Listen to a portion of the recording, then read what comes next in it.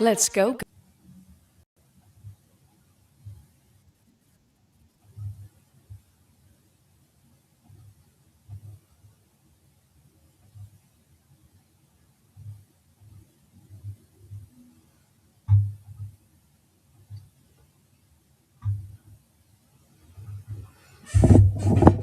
Uh-oh, hot dog. I don't have my lights on. Hang on. Guys, I am so discombobulated this morning. No, later. Thank you. Let's get the lights on. Lights! Aziz! There we go. Now we've got the lights on. My goodness. Hello, everybody. Maybe we just call it Becoming Nora. I know. Yes, I changed the name again, guys. I did it. I think this is the last one. My mods are betting no. But we'll see. Guys, I feel like I just need something that's a little more broad. Also, this is not about acting. Thank you. Although I did that in high school 35 years ago. Back in my day, we called it acting. If you guys have never seen the brilliant sketch on Saturday Night Live, starring, of course, Kate McKinnon as Debette Goldry, do yourself a favor.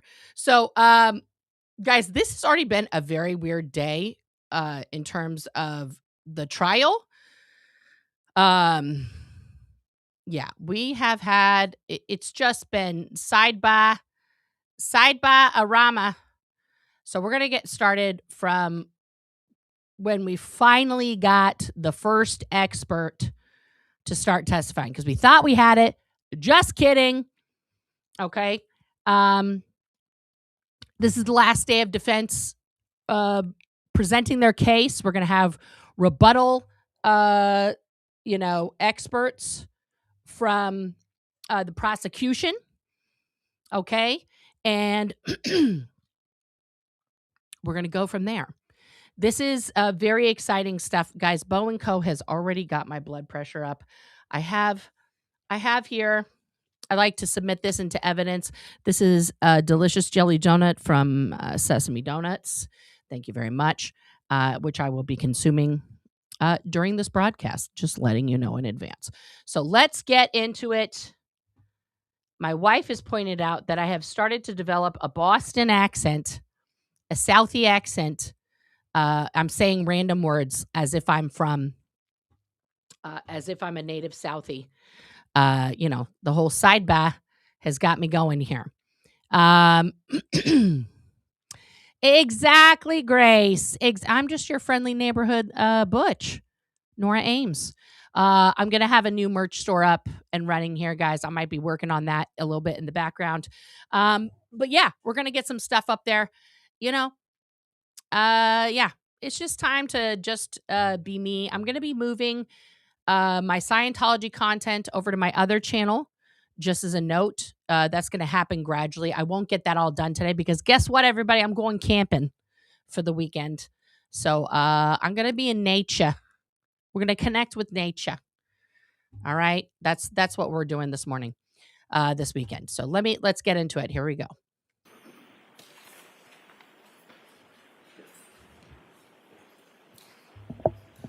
And we're gonna play this at an up speed here. I cannot do anything about the sound connection with this doctor. It is terrible. I apologize in advance for the horrific connection. We return back to the trial. The Commonwealth versus Lindsay Clancy. All parties are present, including the defendant and including the 18 jurors. Thank you, Madam Clerk. Members of the jury, we're going to give it another go. All right? All right. Go ahead. Thank you. All right, Doctor, can you hear me? Yes. Excellent. Tell us again your name for the record, just and spell the last name.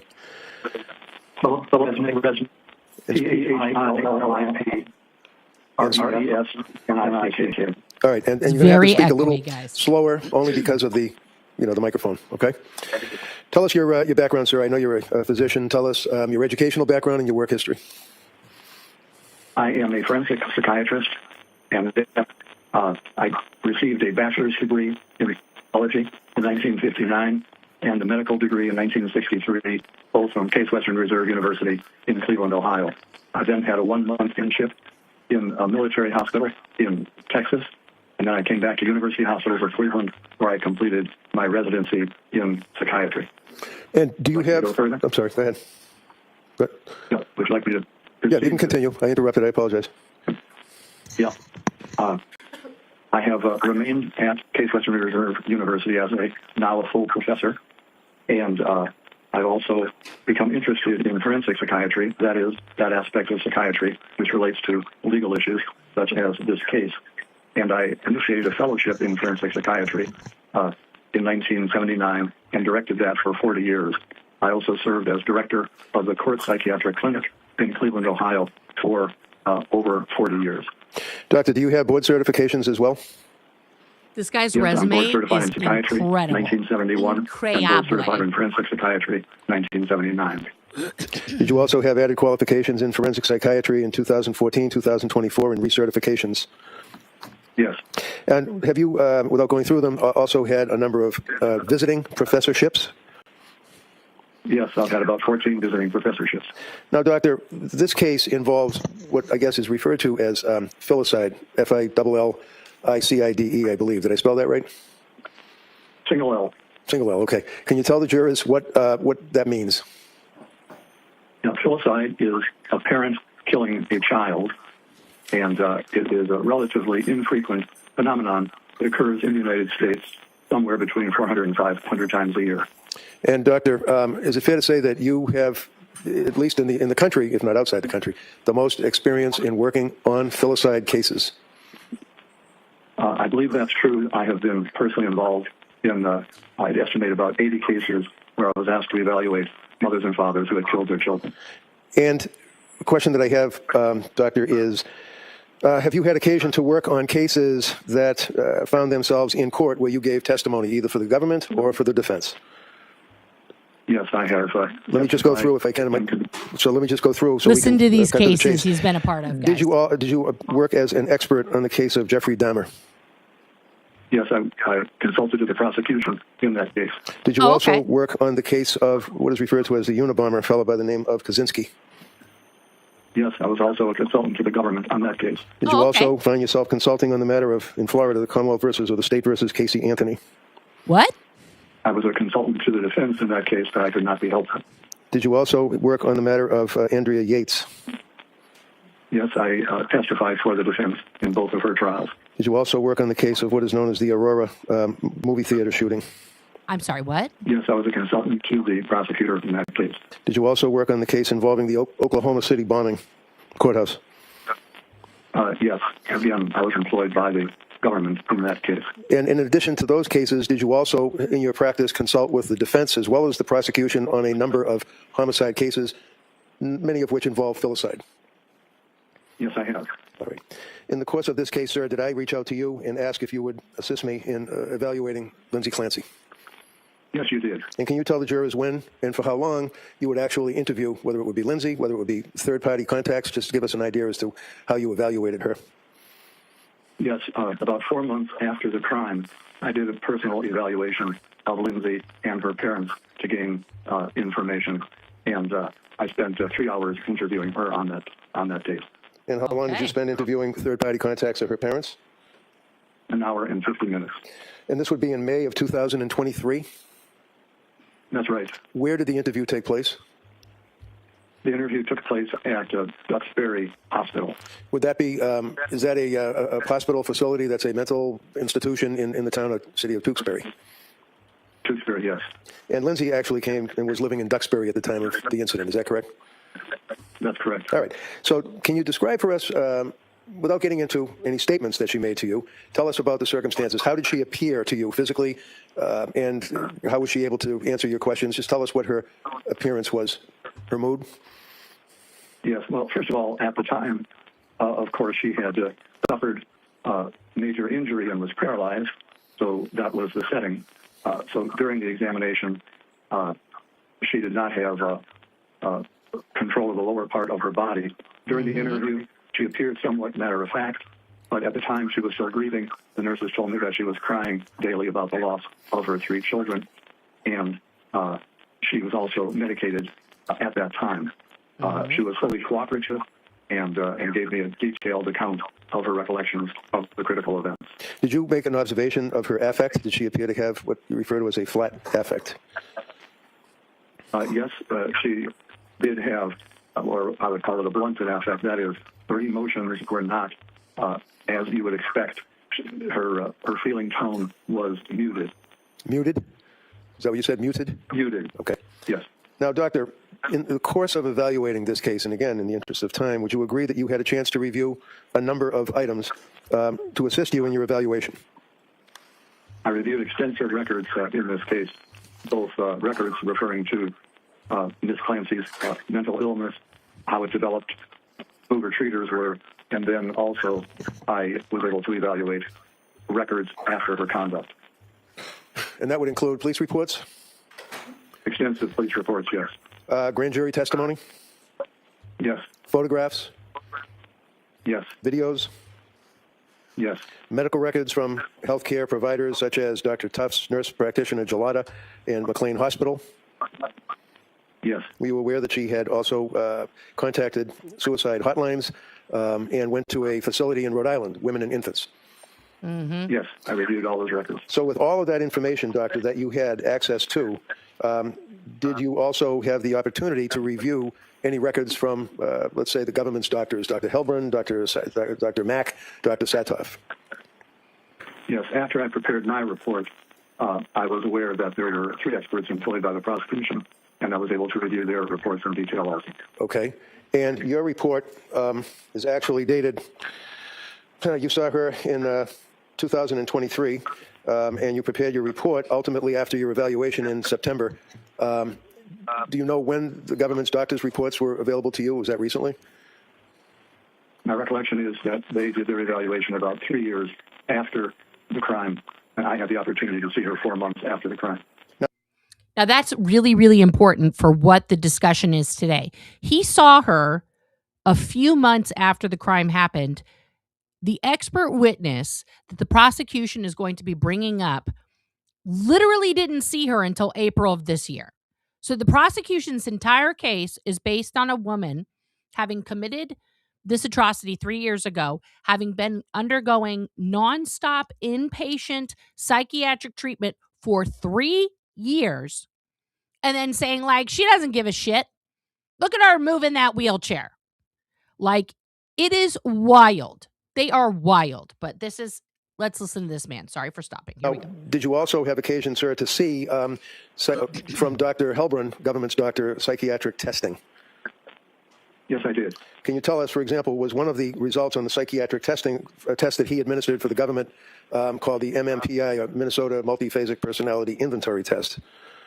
That was a psychological test that he administered, yes. And do you recall from reviewing the records what the results were? Was she faking, was she lying, or was she telling the truth? The results showed no evidence of faking. Hold on. Oh, sidebar. Sidebar, because he says she wasn't faking. Can't have that. We have a lot of sidebars. Today's been the most sidebars ever. Most sidebars ever.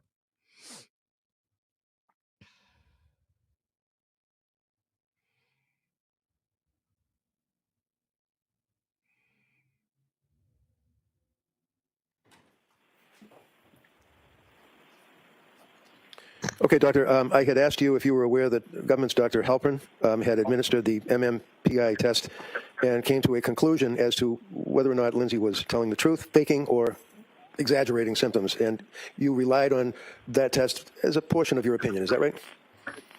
Yes, I did. Can you tell the jurors what the results of that test were, to your knowledge?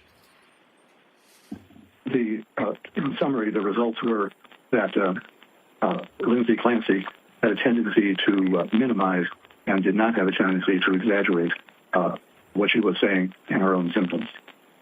Did it also indicate that she was not, I think the terminology is faking or lying in her answers, but in fact was being truthful as best she could be?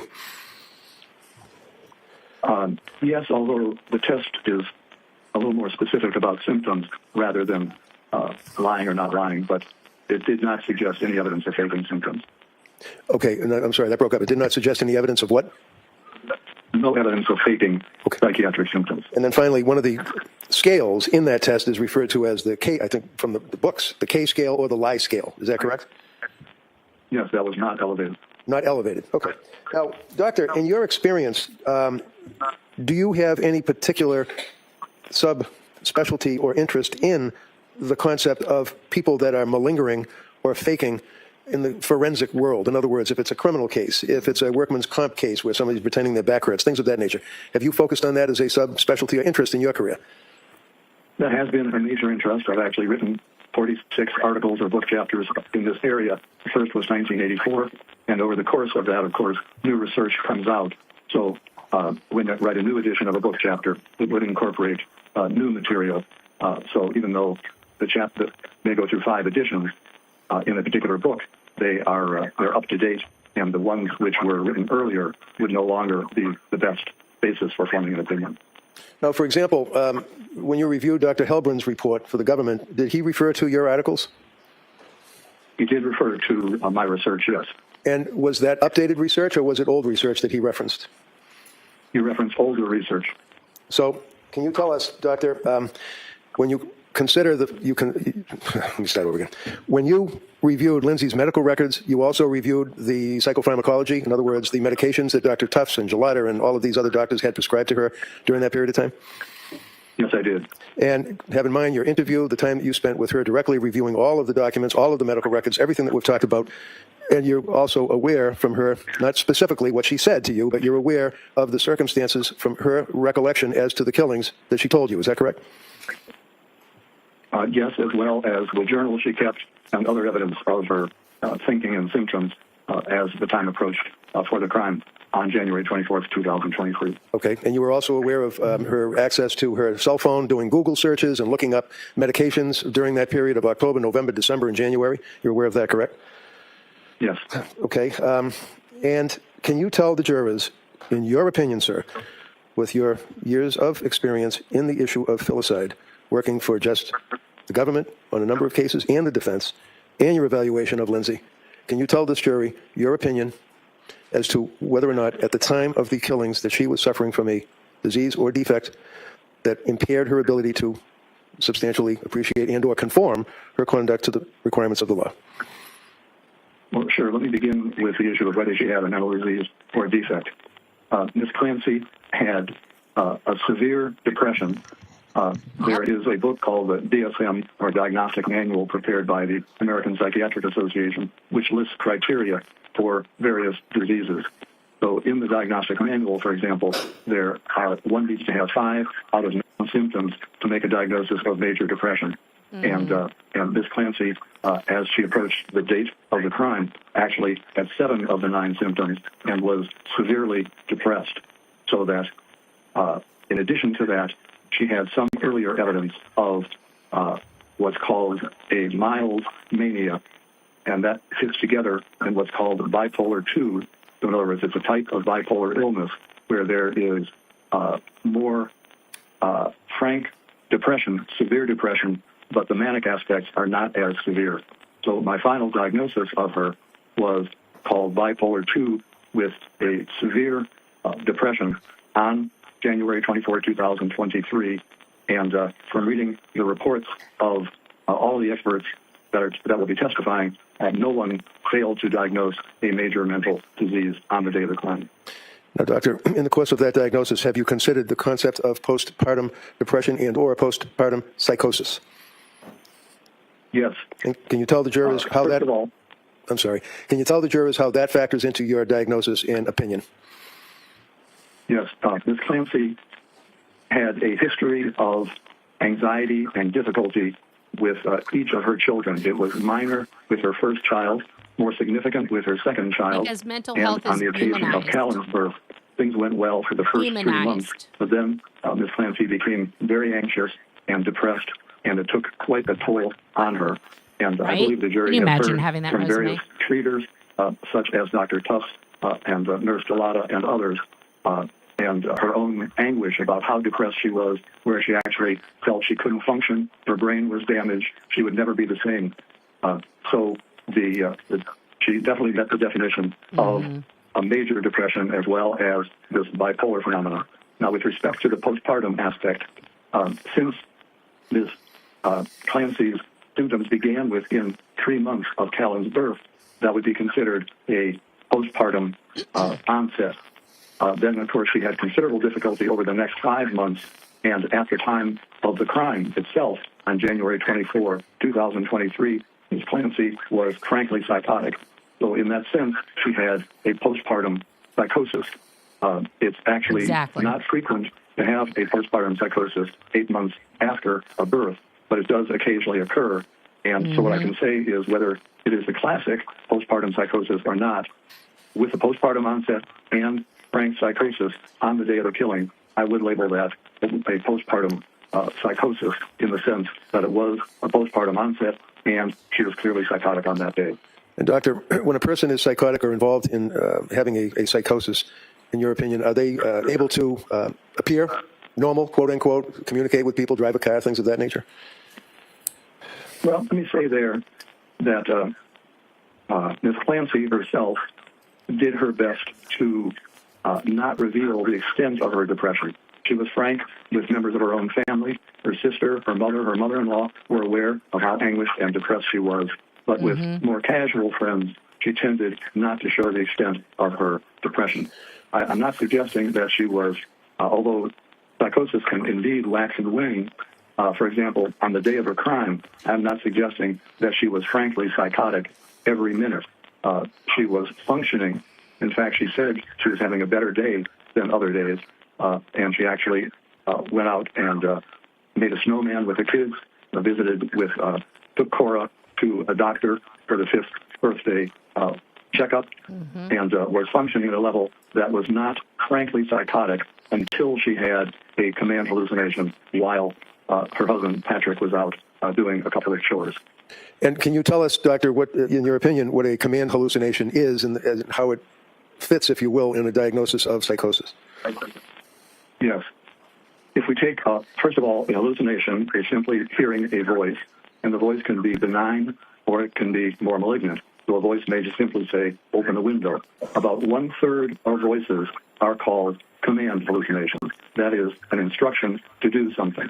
And the majority of those commands are benign. What might be open the window, get a glass of water. It might be something much more ominous, such as to kill oneself or harm someone else.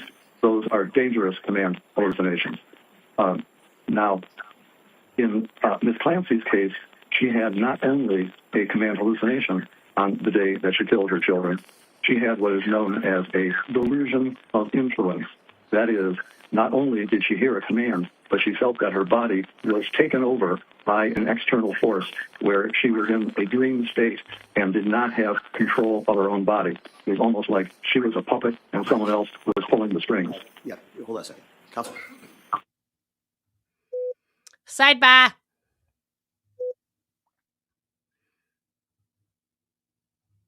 Sidebar.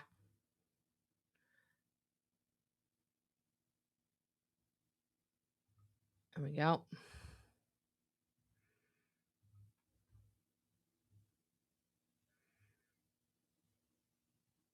Members of the jury, I want to give you an instruction at this point. I'm going to go into this also a little bit later when I give you the full instructions at the end of the case. But you are not to consider the defendant's statements to any psychiatrist or psychologist as establishing the truth of any facts that are contained in that sentence. In those statements, all right? The defendant's statements to any psychiatrist or psychologist for purposes of evaluation cannot be considered by you as evidence of premeditation, extreme atrocity or cruelty, or specific intent to kill.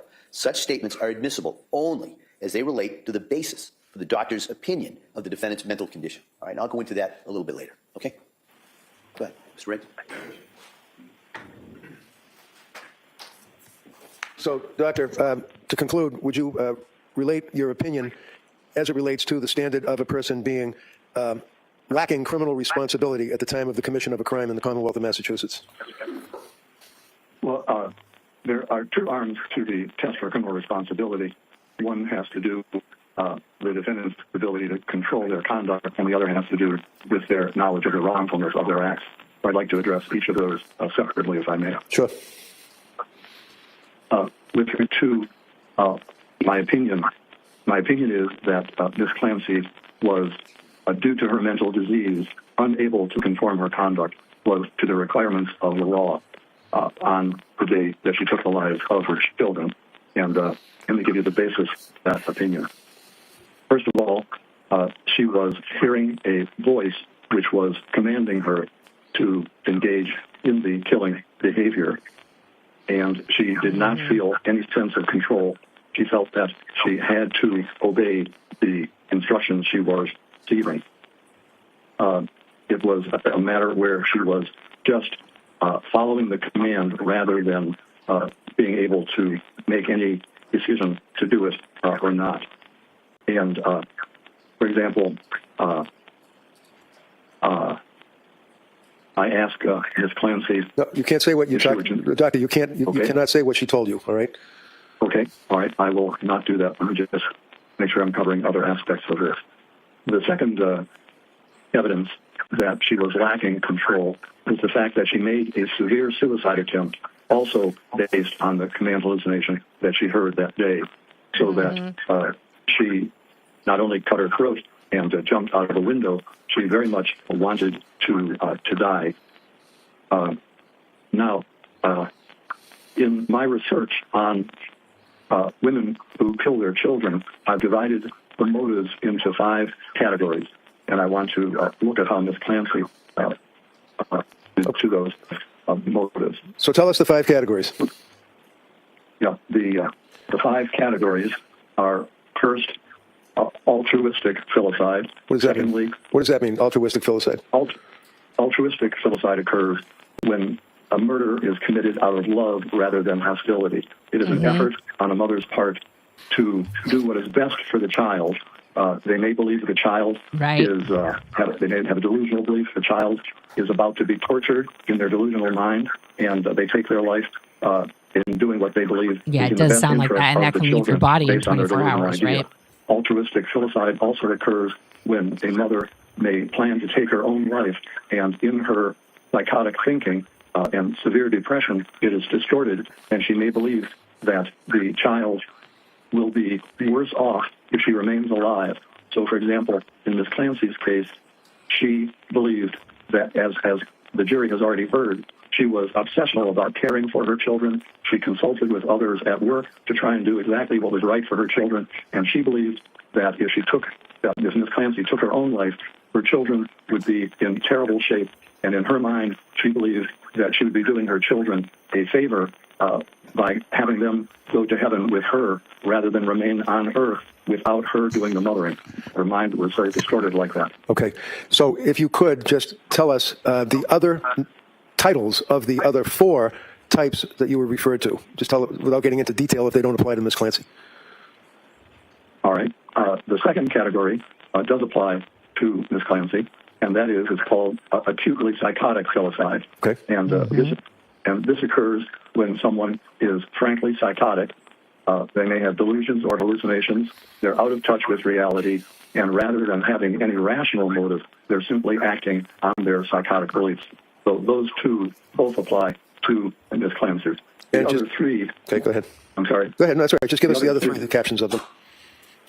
The other 3 which do not apply, one is called child maltreatment, in which a parent may shake the child to death or throw a child against a wall in an abusive manner.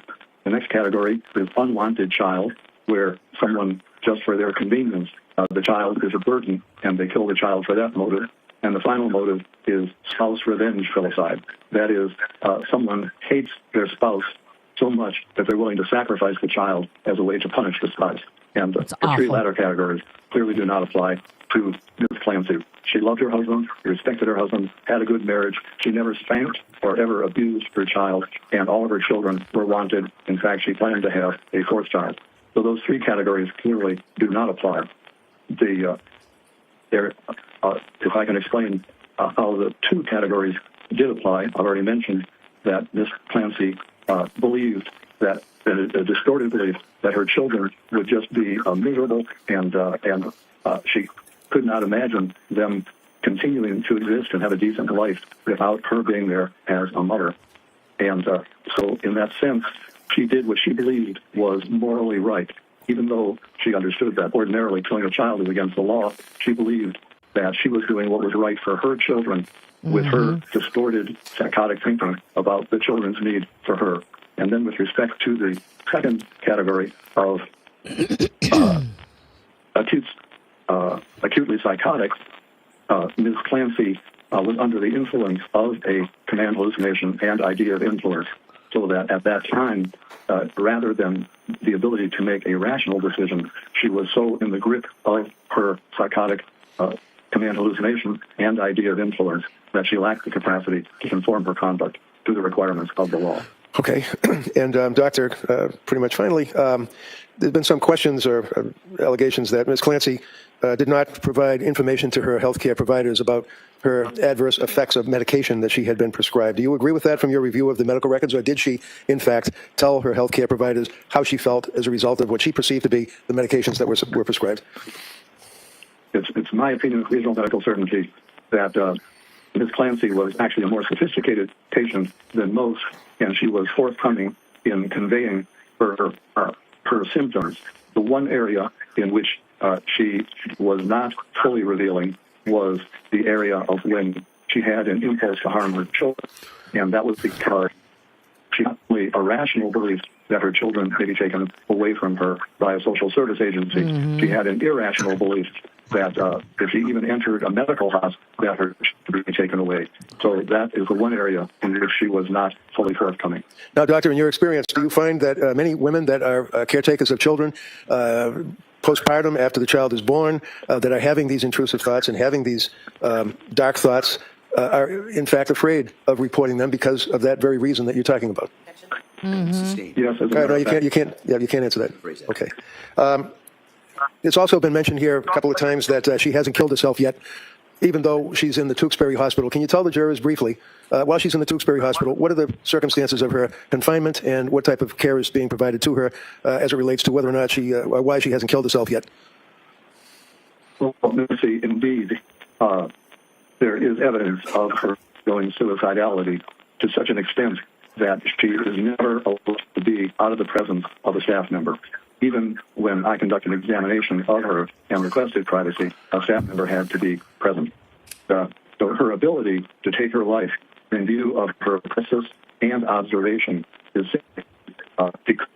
and she recognizes that, so that the reality is, no matter she does not want to live at any point, she has no choice but first to live at this time. Thank you very much, Doctor. You have to answer some questions from the DA. Your Honor, at this point, I would like to, because I'm looking at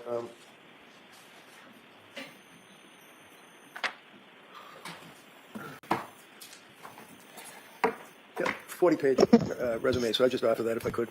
Any objection? No objection. Okay, that may be marked.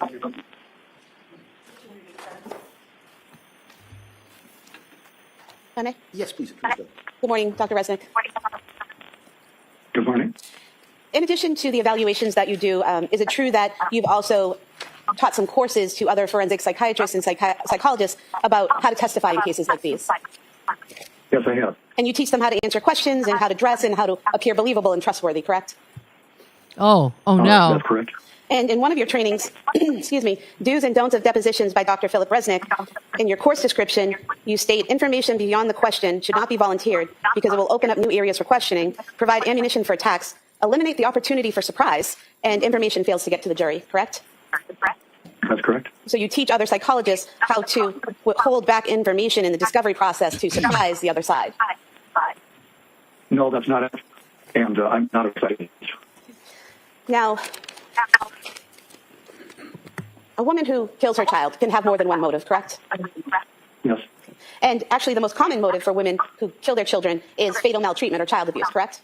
That's correct. And in fact, most women who kill their kids don't do it due to mental illness, correct? That's correct. And in fact, there's a quote from you in an article, Child Murdered by Mothers, Patterns in Prevention, where you say, quote, more filicides occur due to fatal maltreatment than because of maternal psychiatric illness, correct? Correct. You also have written about parents having significant emotional devastation after killing their children, correct? Yes. And in fact, you've written in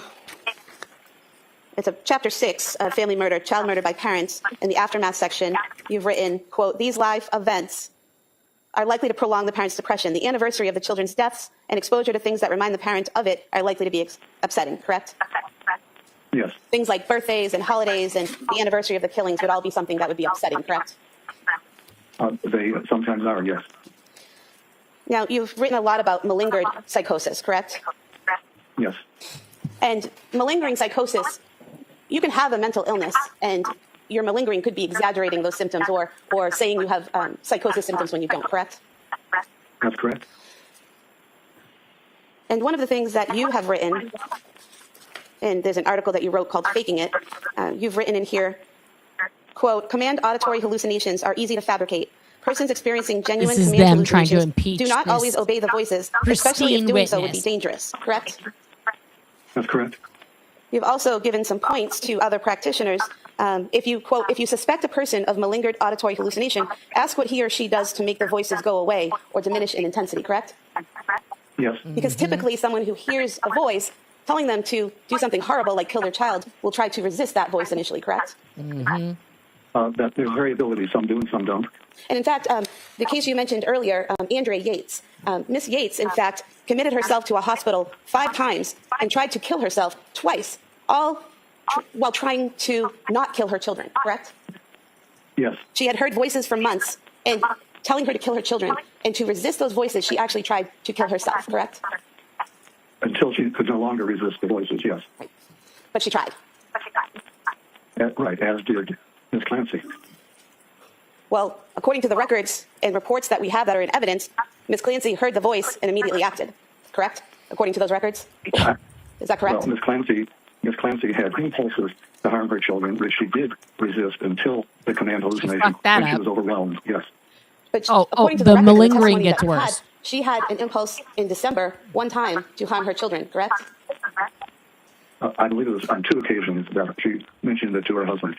And then never again after that until her kids were killed, correct?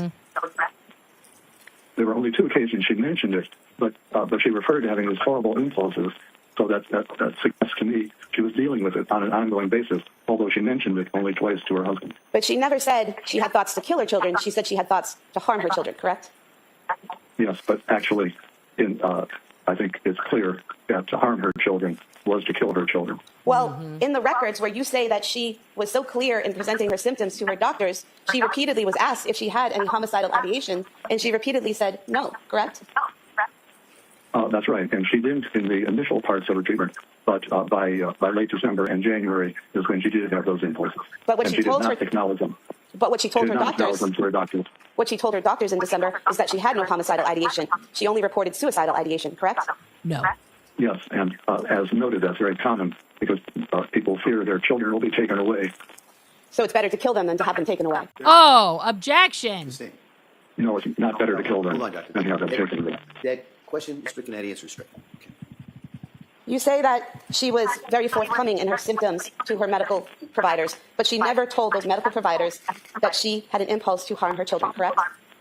That's correct. You also, in teaching people about malingering, about faking hearing voices or being psychotic, you give pointers of what people should look for, such as patient uses no strategies to diminish hallucinations. Patient states he obeys all commands, correct? Yes.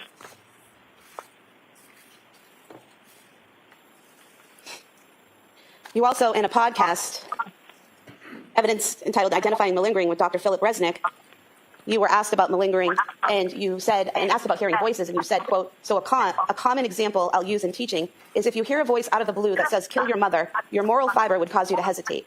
But if you have concurrent delusion that your mother is an evil wizard, you're more likely to act on that command hallucination, correct?"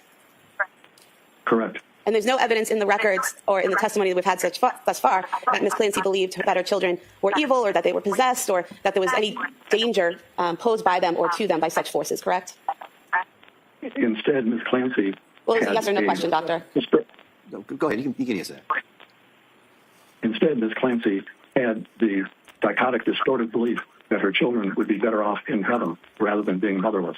So that was her psychotic distortion, coupled with the command hallucination. So she met the exact requirement you're referring to. And you believe that that was her psychotic delusion, that they would be better off without her, better off in heaven without her, because according to your report, you could figure out no rational, non-psychotic motive for her to kill her children, correct?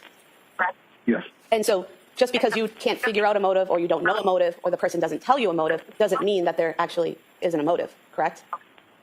There was a motive. But that's not what I asked you. I did not ask you about Ms. Clancy. I said, just because someone tells you that they don't have a motive, or you can't figure out a motive, doesn't mean they didn't actually have a motive, correct? That's possible, yes. You also state in another article identifying malingering with Dr. Philip Resnick, you point out that the rapid resolution of symptoms with medication can be a red flag, as genuine psychotic symptoms usually take longer to subside, correct? That's correct. Were you aware from the Tewksbury records that on page 1136 it says Ms. Clancy has been clinically stable since her admission, there have been no events of affective, cognitive, or behavioral instability since her admission, and that Ms. Clancy has not evidenced any challenges in accepting and conforming to the rules and standards. Did you review that Yes, note? I'm aware of that. Okay. Were you also aware on page 1168 that it says Ms. Clancy denies that she has ever experienced hallucinatory content prior to or since that event, referring to when she killed her children, correct? Yes. And you're aware on page 1170, it states Ms. Clancy presents with intact reality testing and no observable symptoms of psychosis. She is actively engaged in treatment. She is able to identify possible hopes for her future, including serving as an activist for postpartum psychosis awareness and participating in a wheelchair marathon. Were you aware of that? Yes. I move to submit these three sections as the next three exhibits. All right. Any objection? All right. Are those part of the Tewksbury records already in? Yes. Okay, those may be admitted.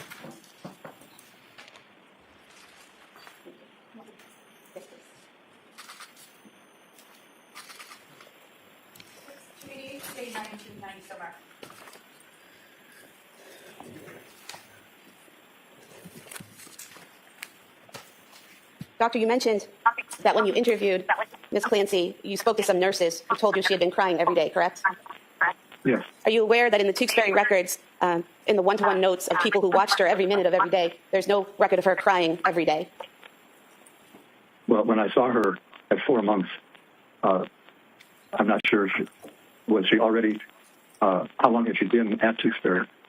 Well, I'm not aware of that note, but my recollection is that she was observed crying.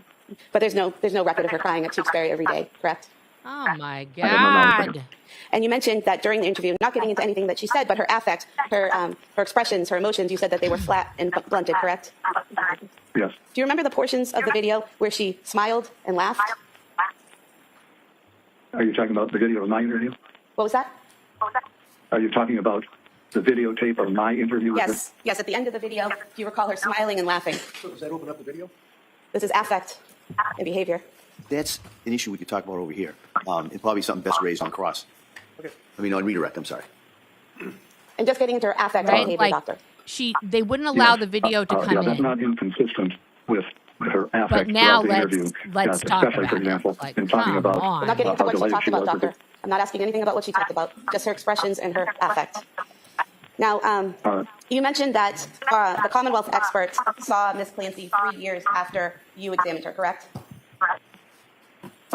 I said it was 3 years after the crime. Okay. And you're aware that the Commonwealth was not permitted to interview Ms. Clancy until after defense had filed a notice of their defense, and we'd been given permission by the court to have our experts interview her, correct?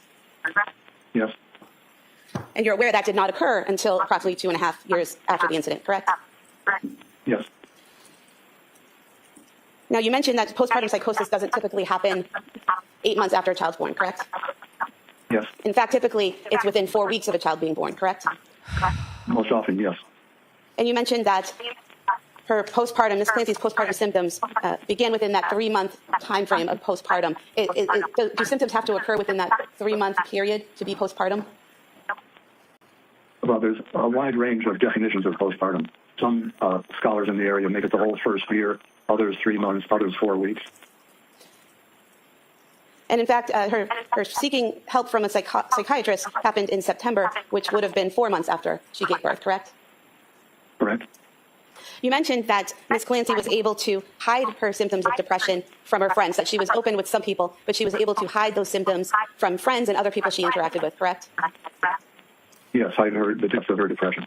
And so she was able to control and conform her behavior to situations in which she did not want to show people how she was feeling, correct?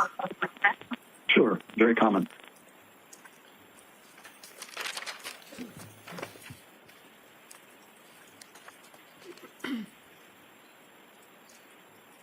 Now, you wrote in your report on page 24 that Ms. Clancy had paranoid beliefs that her children would be taken away from her if anyone knew what she was going through, correct? Yes. But that's actually a rational belief, is it not, that if someone knows you want to harm your children, they might be taken away? It can be rational, but it was more, it approached irrational in her case rather than rational.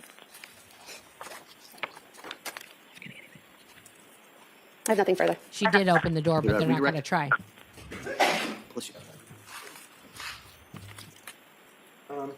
No, thank you, Doctor. Yeah, these. Also, it's been so difficult to get this doctor, like, All right, so if we could on the turn off stand. that. Oh my you, Doctor. God. Whatever. I'm sorry. Yeah, YouTube has been stupid. Yeah, she asks questions that are clearly not yes or no, and then is like, it's yes or no.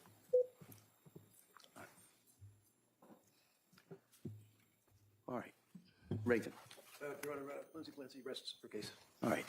So, members of the jury, the defense has now rested its case. All right, so I'm going to talk to counsel for a minute or so over here. And we're about to go into the next phase of this case, which would be the Commonwealth is offered and given the opportunity to offer rebuttal witnesses on certain issues. And so I'm going to talk to counsel first, and I'll inquire of the Commonwealth if they wish to offer these rebuttal witnesses. Okay? So, counsel, can I see it sidebar? Sidebar. Okay. So let's, where's my, there we go. Let's fast forward through this sidebar. And we get a new witness. Call Dr. Abram back. Here we go. Now, this is the defense's rebuttal witness. Pay close attention.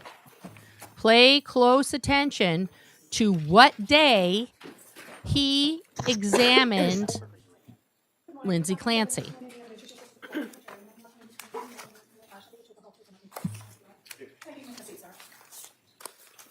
All right, good morning, Doctor. Morning. All right.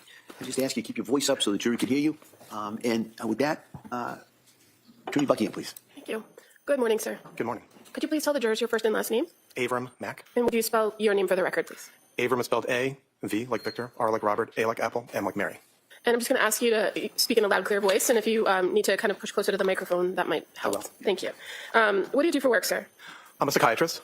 And how long have you been a psychiatrist? After training, I've been a psychiatrist for 22 years now. Can you tell us a little bit about your educational background? Sure. I went to the University of Michigan College, Cornell University for medical school. I was here at the Brigham for residency in psychiatry. And then that was followed by a fellowship in child psychiatry at Columbia University and a one-year fellowship in forensic psychiatry at New York University. And what do you do now? What's your area of practice now? I'm a psychiatrist. For all these 22 years, I've been serving in a lot of different roles. Currently, I'm a professor of psychiatry at Thomas Jefferson University in Philadelphia, and I see patients at a child hospital called Nemours. And so you, in your current practice, have a clinical practice, and you also do forensic psychiatry. Is that correct? That's correct. And do you have any board certifications? I do. And what are you board certified in? I'm board certified in psychiatry, child and adolescent psychiatry, and also forensic psychiatry. I had been board certified in addiction medicine by the American Board of Addiction Medicine, but they closed. So I don't know if I can still say that I'm board certified by them. Okay. Oh. And So he's to what not extent actually are board you engaged in the certified. Okay. forensic psychiatry? What areas of forensic psychiatry do you have you testified in? I've provided testimony in perhaps almost every area of forensic psychiatry, ranging from testamentary capacity of adults who engage in contracts, or appropriateness for adoption, or whether or not a person is competent, or if a person is criminally responsible. Now, in what areas of the country have you testified on those topics? Around the country. I'm not sure how many states I've testified in, but I've been engaged in reviews or investigations of cases in, I think, more than half the states. And what does it mean to conduct a forensic evaluation in psychiatry? Well, it can mean a lot of different things depending on the question that's being asked by a court or other authority. Sometimes there are statutes that you as the forensic psychiatrist need to try to answer a particular question that statute requires. Or sometimes it is a matter of giving an opinion, say in a civil case, where it's your understanding of, say, the degree of harm that the person has experienced. Sometimes great, sometimes not so great. And you, in your experience, have testified as a forensic psychiatrist in both civil and criminal matters, correct? Correct. And are you aware of a difference between forensic psychiatry versus forensic psychology? There are differences, aside from the fact that they're different professions, but they both cover mental health. There are different rules that apply to forensic psychologists in their carrying out their roles as psychologists. Now, when you mentioned that you have done some work and testified in matters regarding criminal responsibility, right? Correct. And you're aware that different states have slightly different statutes when it comes to criminal responsibility. Yes. And so in this case, you were asked to review the matter of the Commonwealth versus Lindsay Clancy, correct? Yes. And so in order to do that, did you review the statutes here in Massachusetts regarding criminal responsibility? Yes, I did. And can you tell us how it came that you were involved in this case? Is it getting strong? I was asked by the prosecutor's office to be involved as a psychiatrist reviewing the matter. And when you're asked or you're retained by either side in a case of defense or prosecution, what is Listen the to goal this. of the evaluation? Are you just trying to advocate for the side who hired you, or are you conducting an independent evaluation of the evidence? No overrule. You can answer. Well, to answer your question, certainly the goal is to provide an independent evaluation, or one These would also questions add are so to provide clarity biased and to and say what can be leading. said. In criminal matters, sometimes it's a very certain question that it's either a yes or a no. In other matters, it's not always necessarily a strict yes or no. Now, in criminal matters where you were asked to conduct these independent evaluations, how do you approach it? What kind of information do you seek, or would you prefer to have in order to conduct the evaluation? Well, generally one starts with the statute and then tries to gather or review what information exists to understand the mental state of the person, if that's pertaining to the particular statutory question, and to understand the mental history and the mental state of the individual, and to see if that can be applied to the questions at hand. And so what types of records are you generally looking at when conducting a forensic evaluation for something like criminal responsibility? Well, one would certainly want to review psychiatric records if they exist. Ideally also to have examined the individual and to gather information, not only historical information from the individual, but to do, in that sense, an examination in real time. And that provides you the information, what we call a mental status examination. Okay. Other records are also important, medical records, educational records, and other records that describe the individual. And when we're talking about a criminal case, fair to say you review the entire criminal file too, right? Yes. And when you're doing these evaluations and creating a database of this particular information, are there any limitations to your opinion or evaluation? I'm not sure how you mean that. Well, when you have these evaluations that you're conducting, namely for criminal responsibility, do those evaluations, are they limited based on the information that you have? Meaning, if you don't have everything at the time you do your evaluation, is there kind of a caveat to your opinion? Well, when I write an opinion or state an opinion, it is based on the totality of the information that I have. If additional information comes along, I am open to receiving that and integrating that into my understanding of the totality. Now, when you interview the individual in these evaluations, the purpose of the interview or purpose of your contact with them is not to provide treatment, correct? Correct. And the opinion that you reach ultimately is based on the defendant's mental state, correct? To the extent that impacts the question, yes. Okay. Well, when we're talking about criminal responsibility, you'd agree that's the central issue, is the person's mental state at the time of the alleged offense, correct? That's correct. Okay. So in Massachusetts here, with the question of criminal responsibility, are you aware of what the standard is? Yes. And what is it? Well, it uses particular language based on the common concept throughout the country called the McNaughton standard.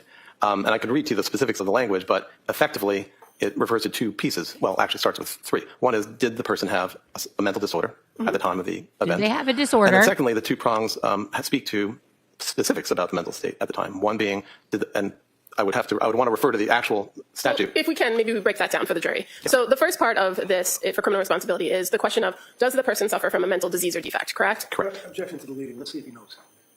Yeah, if you just ask him. I can rephrase that. If you want to refresh his memory, you can. Well, you've already testified the first part of the analysis, and I think you used the terminology mental disorder. Yes, right? I did. And you're aware that a mental disorder is a clinical term. Yes. I'm sorry, I didn't hear that. I apologize. What was that? A mental disorder is a clinical term. The terminology mental disease or defect, are you aware that's a legal term? Okay. Okay. Well, so when you're conducting even this evaluations guy for says criminal okay. responsibility, Is that the answer? Yes. Said I'm okay. sorry. Yes. Yeah, all right. when you're conducting an evaluation for criminal responsibility and you're trying to determine whether a person suffers like from the a mental dumbest thing disease or she's defect, ever do you tried look to to mental clarify. disorders to see if that meets criteria?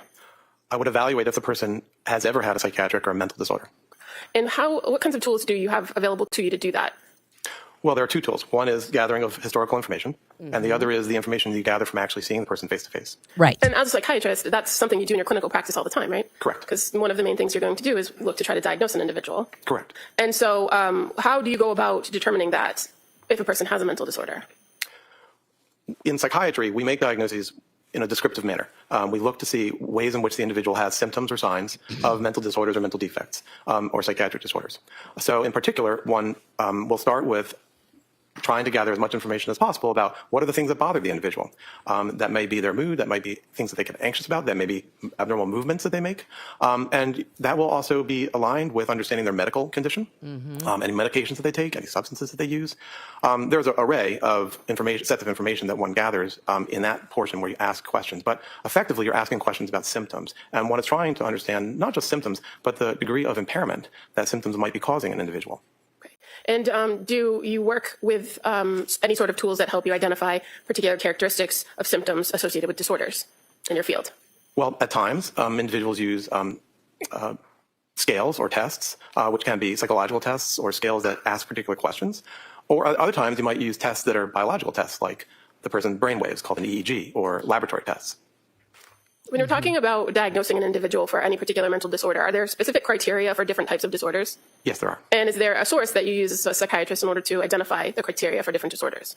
We use a text called the DSM, otherwise known as the Diagnostic and Statistical Manual. It's currently in its 5th edition, or actually a revision was made of its 5th edition. And so that text, which is created and vetted by a large number of professionals, provides criteria for the different disorders. And these are known as operational criteria. In psychiatry, there aren't necessarily gold standards that you can use for diagnosis, like finding a bacterium or finding an anatomical tissue. So for the last 60 years, 70 years, psychiatry has turned to agreed upon definitions that are listed in the DSM.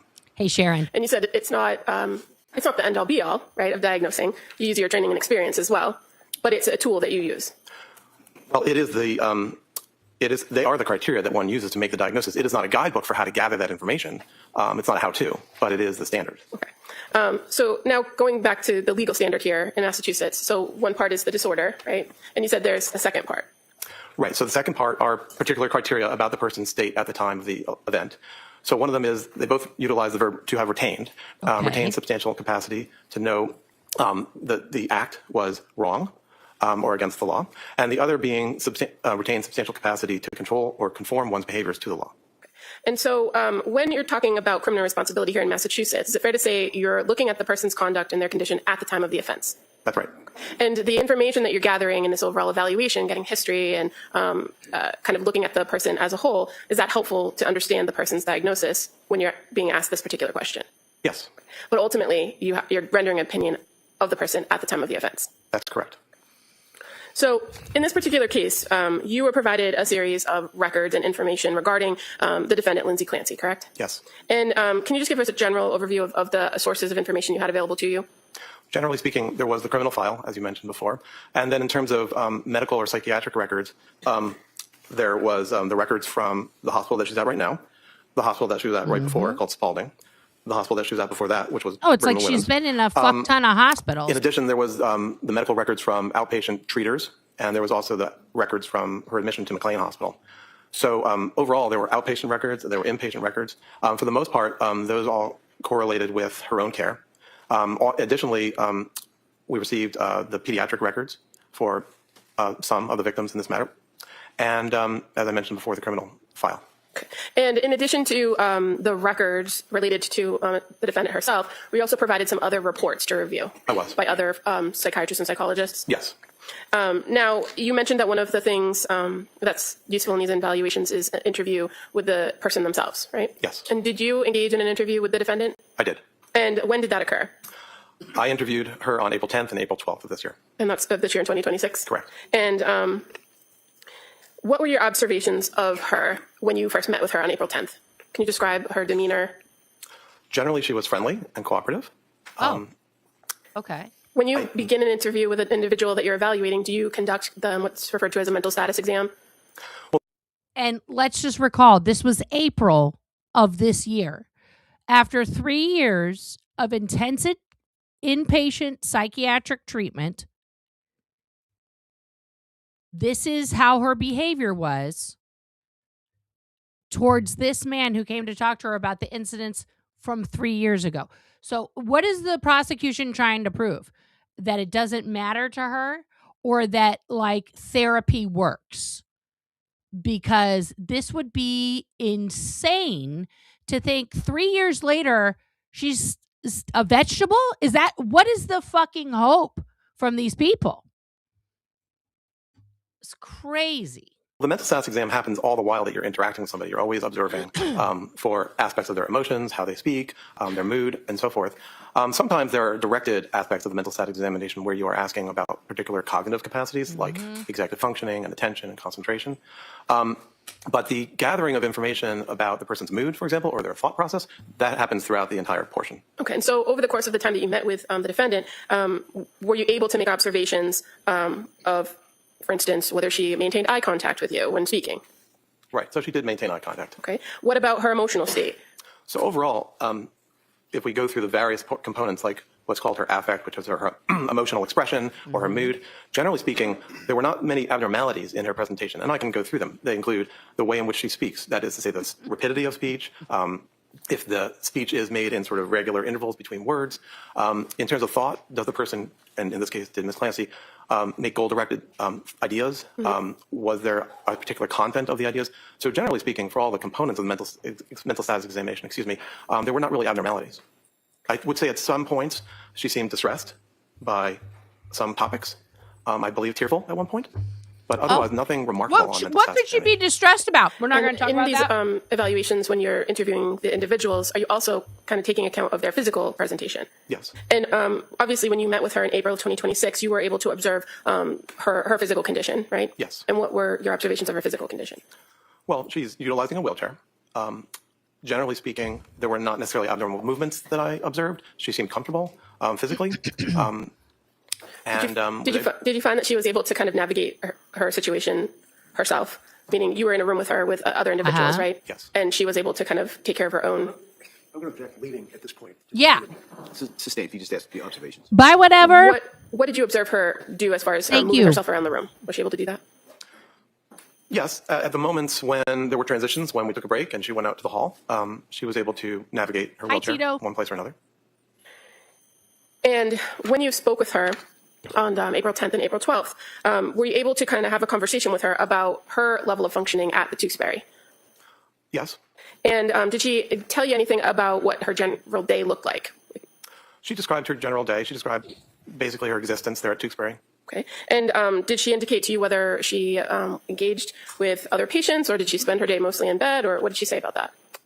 Mostly, she described she stays in bed or on her own. I don't think she described interacting with patients very much. There were a couple of ways in which she did interact with staff, at least. There was a therapist that she described working with.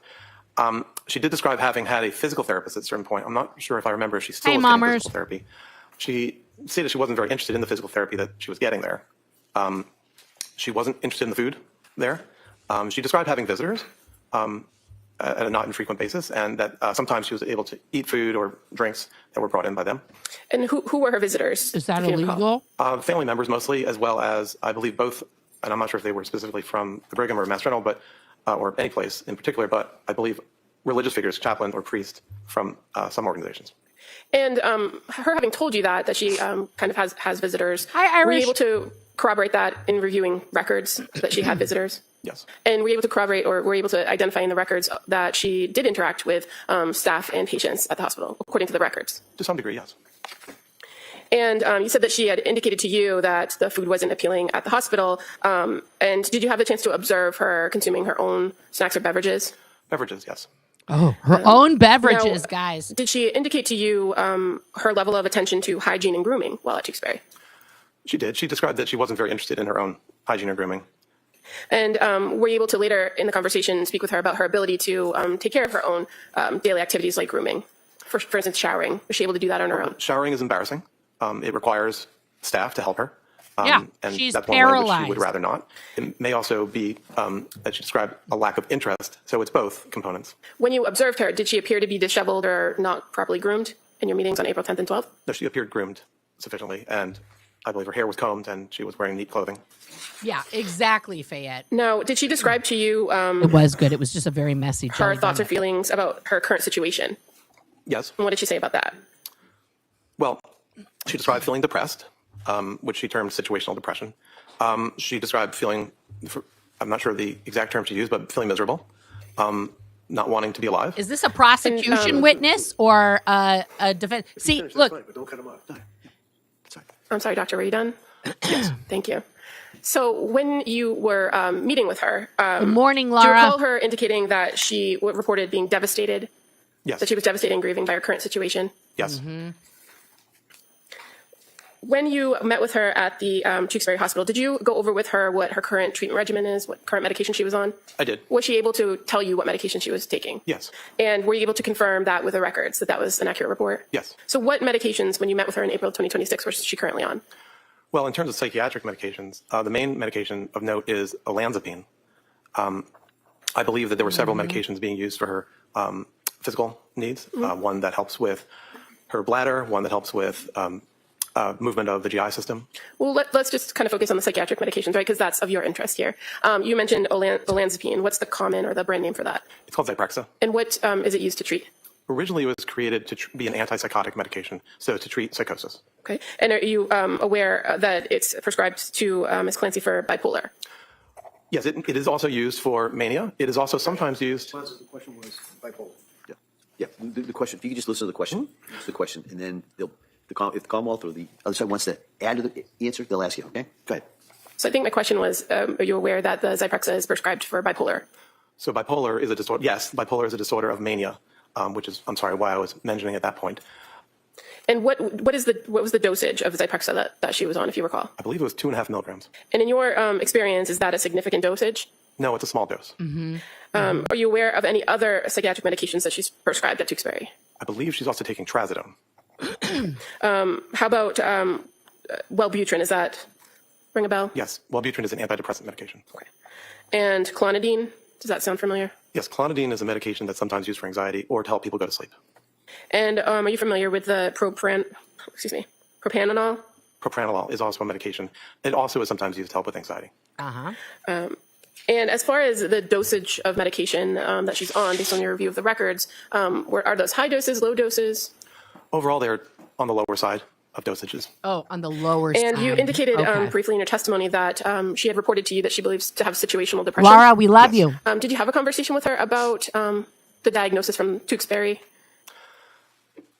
There were times that if you're asking about bipolar disorder, at one point she made the statement that she wasn't convinced that she has bipolar or has had bipolar disorder.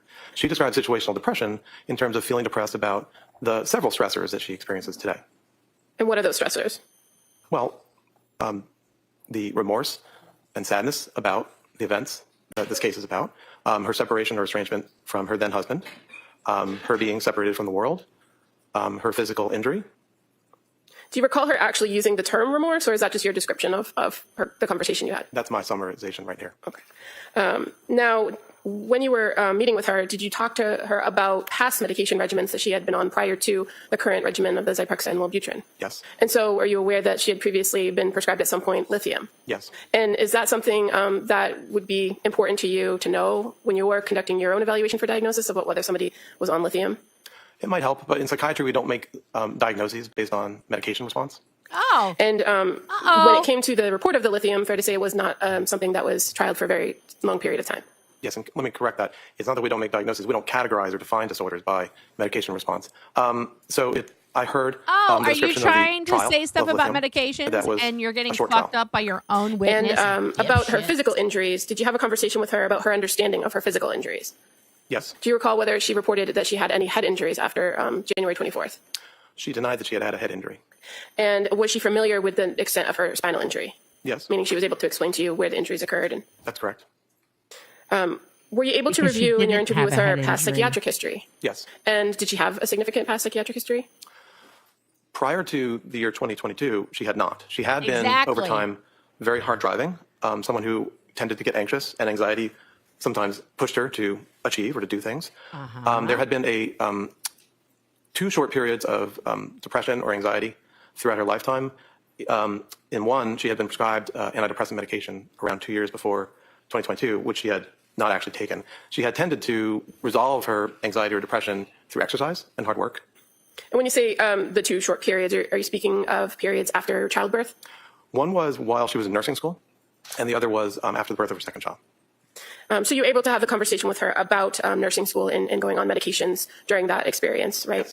And as far as the second episode where she described anxiousness and seeking medication, did she indicate to you whether she actually took medication? No, after the birth of her second child. She had been prescribed it, but she hadn't taken it. Now, based on your review of records and your interview with her, were you able to identify and learn some general information about her family history? Yes. Did she report anyone in her family suffering from any other mental illness in the past? No. So no history of bipolar disorder or prior depression? Correct. No such history. Did you also review with her her work history? Yes. And did you talk to her about whether there were any adverse events in her past that affected her? That is something I asked about. And also I was able to look at her records to try to elicit if there were any particular adverse events in her life. Did you find any evidence of any? No. And you said that prior to 2022, there hadn't been, or there was minimal psychiatric history. Did you look at and talk to her about the period of 2022 from approximately September leading up to the events of January 24th, 2023? Yes, I did. So as far as going through that time period, you were able to review her medication history during that time? Yes. And fair to say there was a significant amount of medications that you looked at as far as what she was taking and what it was prescribed for? Correct. Did anything stand out to you in the timeline of her medication history that was significant in this case? Well, she was initially prescribed medication in September of 2022. She didn't actually start taking that medication, sertraline, until October.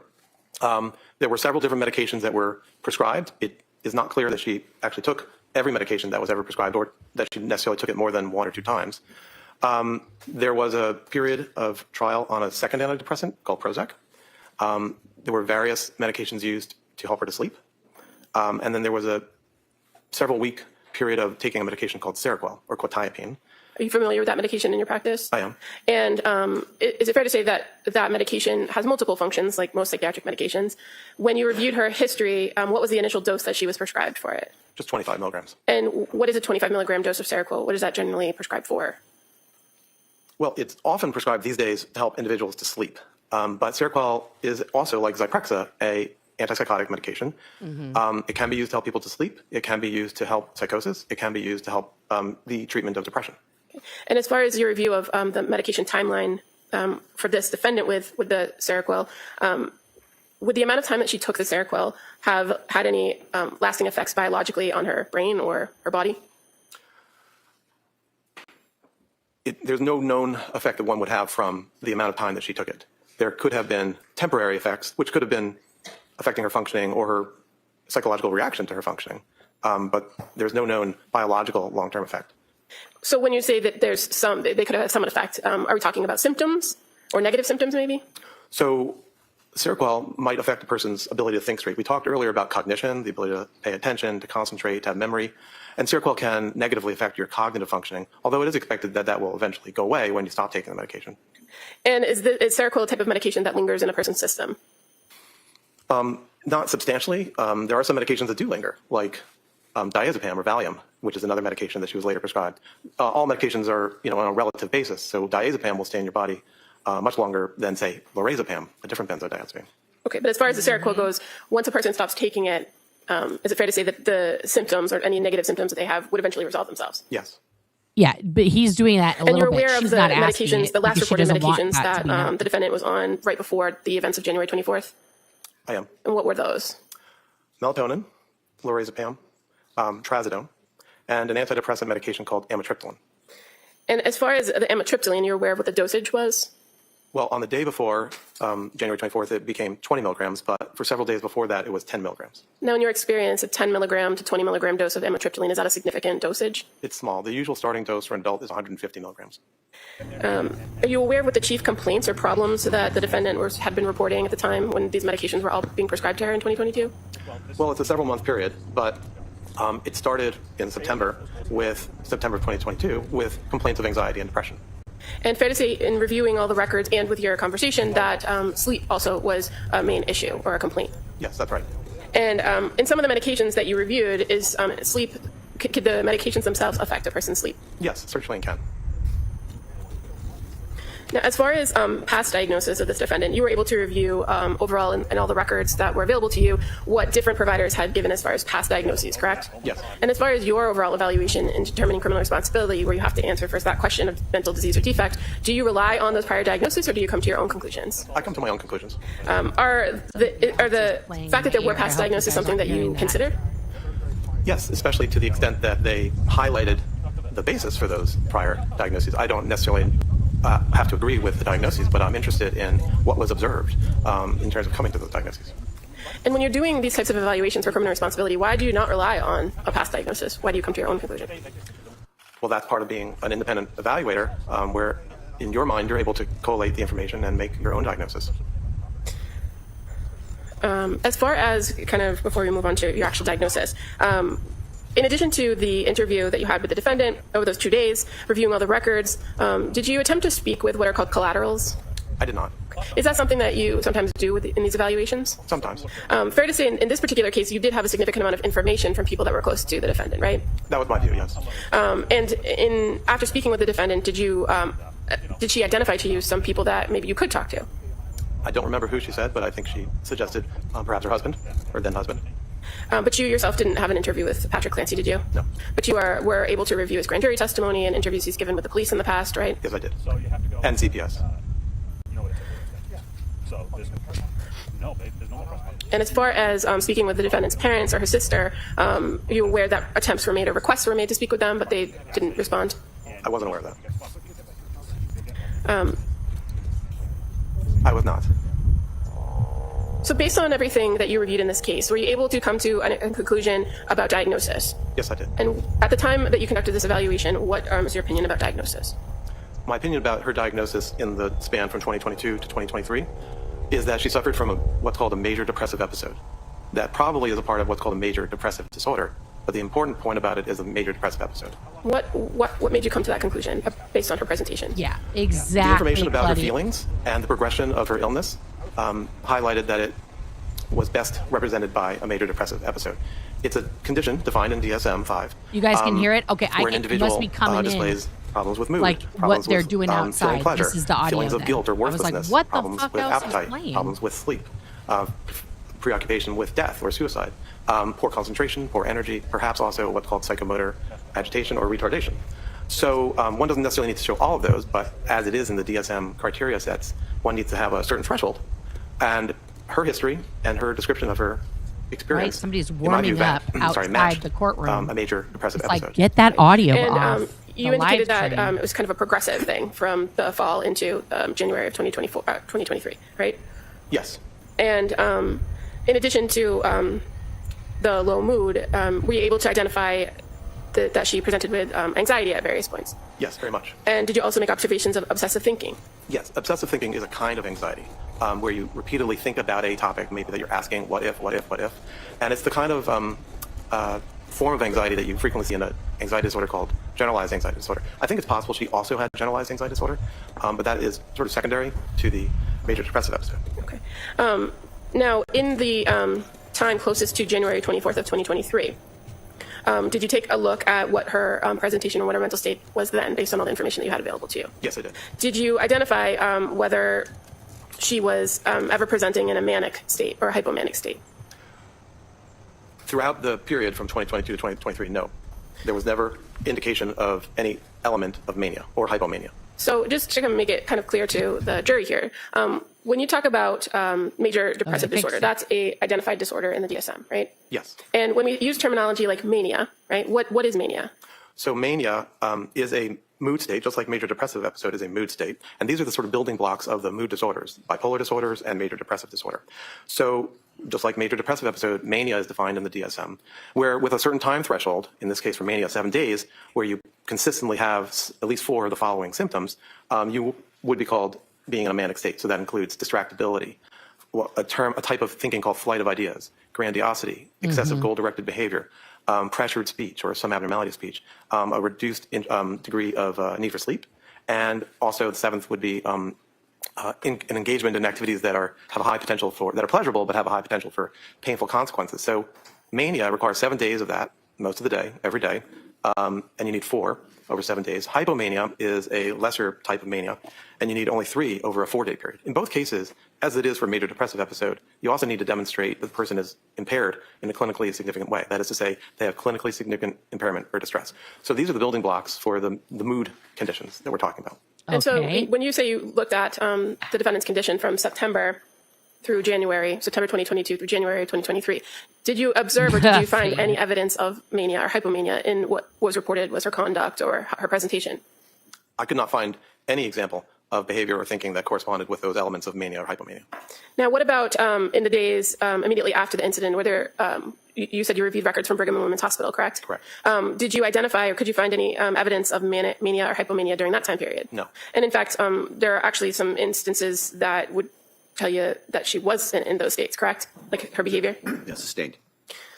During the time period of immediately after the incident, what did you observe or did you observe in the records some activity at Brigham and Women's Hospital that would show that she had linear thinking and goal direction? Well, after she was removed from the medication called dexmedetomidine, which was sedating her and having her sleep intentionally, after that point, she awakened, the records indicate, and was able to think coherently with goal-directed thoughts. One example, and so the various mental status examinations done by the doctors at the Brigham generally showed normal mental status. One particular portion of the record reviews their review of whether or not she could have the ability to make a decision, in that case, a change to her healthcare proxy. And so the physicians there were able to examine her closely in order to understand that she did have decision-making capacity. And that's an example of something you reviewed in the record that was close in time to the incident itself, correct? Yes. And you also were able to review records from Jennifer Tufts from an appointment with the defendant the day before the incident occurred, correct? I did. And again, in those records, did you find anything that would have been suggestive of mania or hypomania? Not of mania or hypomania, no. What about psychosis? Did you observe any of that? I did not throughout the period in question. So tell us what psychosis means. Psychosis is a form of thinking where the person has disorganization and also may have a lack of what is called reality testing. So the individual may not be able to engage in behaviors or activities or cognitive thoughts to check if a belief or an experience is real or not. So is there any particular way in which a person can display psychosis? Psychosis can be displayed in many different ways. It can be based on the things a person says. For example, delusions are fixed, false beliefs that the individual has, and that they exist despite the person being told that that's not true or testing it with others. You also can at least suspect psychosis in the form of hallucinations, which are unreal stimuli that an individual experiences. Sometimes you may see individuals actually moving their body to respond to stimuli that they think or they are experiencing in the environment. But hallucinations can also be taste, smell, or things that you hear or things that you see or feel on your body. And there's a kind of psychosis that includes some of that, but also simply includes an individual's lack of ability to act in an organized manner. So a person in psychosis can sometimes do the normal things that they always do, right? It depends on what kind of psychosis and how bad the psychosis is or to what extent it is occurring. But individuals with, say, delusional disorder, which is a disorder where your problem is you have a delusion that is affecting your life, those individuals can mostly go about their lives in other areas, at least other areas that don't have to do with that particular false belief. What about with hallucinations? How does that manifest itself? There is a subgroup of the population that actually experiences hallucinations frequently and has no negative effect from it. But for those who have hallucinations as a part of a disorder of psychosis or bipolar or mood, there are ways in which the individual can live with psychosis or live with a hallucination and be able to be resilient to it and go ahead with their lives. So even if a person does have some form of psychosis or has delusions or hallucinations, they could still manage in society by following the rules, right? Like I said, it depends on which delusion or which hallucination, but there are individuals, and it may be who can, and there may also be people who can on a stable basis, but there also are individuals. Next question. As far as a person who might be suffering from psychosis, can they appreciate or do they know right from wrong? There's no reason that psychosis in of itself inhibits a person's ability to know right from wrong. Now, as far as in this case with this particular defendant, you have identified that you believe it's a major depressive disorder, right? Yes. Did you consider other diagnoses? Yes. What about bipolar? Did you consider bipolar? I weighed whether there might have been bipolar disorder. And so why not for this defendant? Well, to be diagnosed with bipolar disorder, you need to have had a manic episode. That's at least for bipolar type 1. For bipolar type 2, you need to have had a hypomanic episode. And there's no information in the available record that displays either of those. So you can't diagnose bipolar disorder. Did you consider the fact that this defendant, or that there's been some indication of postpartum for the defendant? Yes. And did that affect your opinions about diagnosis? As I said before, in psychiatry, we diagnose based on the symptoms that the individual presents with. So in the DSM, in our manner of diagnosing, when you have discerned what is the prominent symptom that the individual is suffering from, that becomes the disorder that carries your diagnosis. There are times that you can designate that it has occurred in the postpartum period. DSM states that would be within 4 weeks of birth. It also allows for the symptoms to have occurred before birth. So that is the standard that we utilize when we choose to add on that designation of something being postpartum. Could I object? It doesn't matter what we do, it's what he does. All right, next question. Exactly. So as far as consideration of postpartum, do you rely on the DSM-5 in your diagnostic criteria? I do. You're aware that there are other, that it's not universal across the world, and that there are other opinions about the postpartum period, right? I'm aware that there are psychiatrists and others who have asked to make a specific diagnosis that relates to psychiatric problems in the postpartum state. That has been studied over the years. At this point, that has been suggested to the makers of the DSM and has been rejected. But so I guess my question is more based on your overall view of a review of this particular defendant. The onset of symptoms, when did they occur in this postpartum period, or did they? The distress that we're talking about began in September, which is about 4 months after the birth of the most recent child. And so if you're relying on the DSM as 4 weeks postpartum for a lot of these illnesses, mental illnesses, then the defendant was well outside that period, right? Correct. And as far as for the last child, when the killings occurred, that would have been 8 months after the postpartum period, correct? Roughly, yes. Now, in this case, you are aware of certain behaviors and thoughts that the defendant had that have been suggested as psychotic, correct? Yes. And did you consider those as potential psychotic features for this defendant? Yes. And so can you explain to us some of those potential features and what your opinion is about them? Right. Well, some of them were beliefs or concerns that Ms. Clancy had, which weren't necessarily psychotic. So one was the idea that in the midst of her distress and her impairment, that Child Protective Services or the Child Welfare Agency would act on, somehow take away her kids, to speak in a global way, but to somehow interact with her. I don't know that that's psychotic. Another is the idea that she was damaged permanently by the medications that she took. I can appreciate that she felt side effects and a degree of change from the medications that she took. So I don't know that that feeling or that belief is necessarily psychotic. So those are two that I would mention right off the bat. What about the idea that somebody could hear her thoughts? Did you look into that? There was one episode where she wasn't sure and asked her, asked her mother, I believe, the question, "Can you hear my thoughts?" Don't get me started. And was told no. And so while there is a form of psychosis called thought broadcasting, that wasn't her belief. That wasn't her belief that she was engaging in thought broadcasting where she was putting her thoughts out into the world. As I read it, the question was not psychotic. The question was one that reflected the distress and the intrusive thoughts that she was having without it necessarily being psychotic. She engaged in reality testing when she asked, "Did you hear that?" And you had the conversation with her about thought broadcasting in your interview, correct? Yes. And you were able to ask some follow-up questions of her directly to identify whether she was or wasn't doing that. Yes. And based on your conversation with her and what you learned in that interview, did you believe that she was engaged in thought broadcasting? No, I do not. You're aware that there were also concerns that were voiced by her that there was other things wrong with her body, not just damage from medication, right? Do you recall that? Yes. Did you consider that to determine whether that was a psychotic feature for this defendant? Yeah, so an example was her worry that she had ketoacidosis. I didn't necessarily think that that was psychotic. It may have been wrong, but it wasn't necessarily psychotic. She had been given a medication, Seroquel, where one of the side effects is that it negatively interferes with your glucose system. And ketoacidosis is the worst case scenario when you have glucose, poor control of your glucose. So I don't know that she had a fixed false belief that she had ketoacidosis, but she was worried about having ketoacidosis. So when you say that you considered these things and you didn't believe them to be psychotic, are you talking about them in the realm of, were they delusional, were they fixed false beliefs, or something else? Right. So I use that term specifically. As I said before, a delusion, which is a form of psychosis, is a fixed false belief, which is really immutable. You can't be convinced otherwise. But these were not fixed false beliefs. These were concerns. And did you find that the concerns were rational based on your overall view of everything? Right. Not only were they concerns, but they aligned with the realities that she had experienced. Now, what about the idea of these intrusive thoughts? You reviewed the records to know that was a common report of her, that she had intrusive thoughts, correct? Yes. And that at various points she did identify that she did want to die. Yes. Is being suicidal a form of psychosis? No. What, if anything, does the idea of suicide tell you about this defendant or about her situation?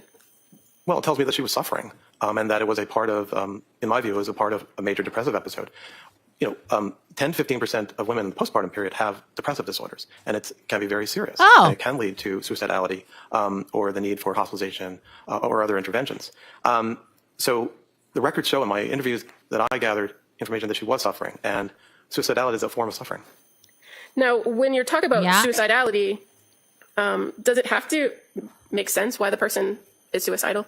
No, suicidality occurs, but it doesn't always make sense. Sometimes there might be places where one might say, well, why was that person suicidal? They had only good things in life, speaking hypothetically. But especially when an individual has depression, it just occurs. Now, when you're talking about people that have suicidal ideation, are there certain things known as protective factors? Yes. And did you identify in your review of this case in the records whether the defendant presented with any protective factors when it comes to suicidality? Well, are you asking, did Ms. Clancy identify protective factors? Yeah, at some point, it's fair to say she did identify protective factors. She did. And what were the protective factors? Mainly her mother and her children. That is to say, she wanted to, her urges or interest in suiciding was something that she chose not to do because of the worry that she would hurt them by suiciding. And your review of the records from McLean Hospital, fair to say that one of the reasons for discharge was that she herself identified that she wouldn't have commit the act because of her kids. That was one of the factors. When I make decisions to allow somebody to be discharged, it's an overall weighing of risk factors and protective factors. All right, Counsel, it's 1 o'clock. Why don't we take the afternoon recess at this point? Okay. Let's get some lunch. Mr. Drew, we're going to take the afternoon recess. I'm hungry. As I always tell you, no research, writing, talking about this matter. And No we'll have you back talking here. about nothing. We're fast forwarding through the lunch break. And we are still waiting for them to come back from lunch. All right, guys. Oh my God. Okay. You guys tell me. You guys tell me. I don't think that this testimony so far. Yeah, I bought the shirt. I may or may not have bought that shirt off of when he's like this, he's adjusting his glasses. I may or may not have bought that shirt straight off of TikTok shop yesterday. I will be wearing it for the rest of my life. I fucking love it. So great. So fucking great. Yeah, so we're just going to wait here till they come back. Hopefully the sound guy stops giving us outside chatter. But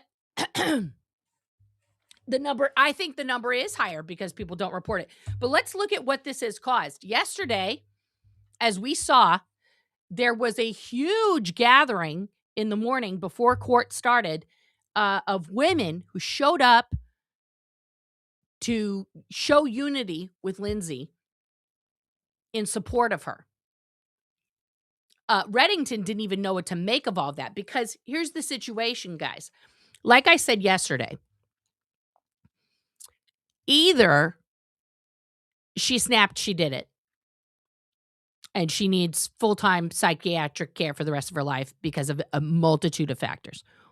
Or let's go to the TikTok.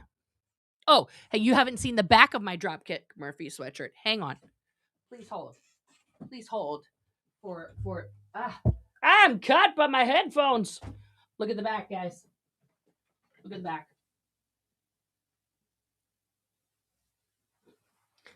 That's what everybody sees when I go to the grocery store. Take that, Nazi scum. So, yeah. They want to make it out, guys, that she's perfectly fine. Nothing to see here.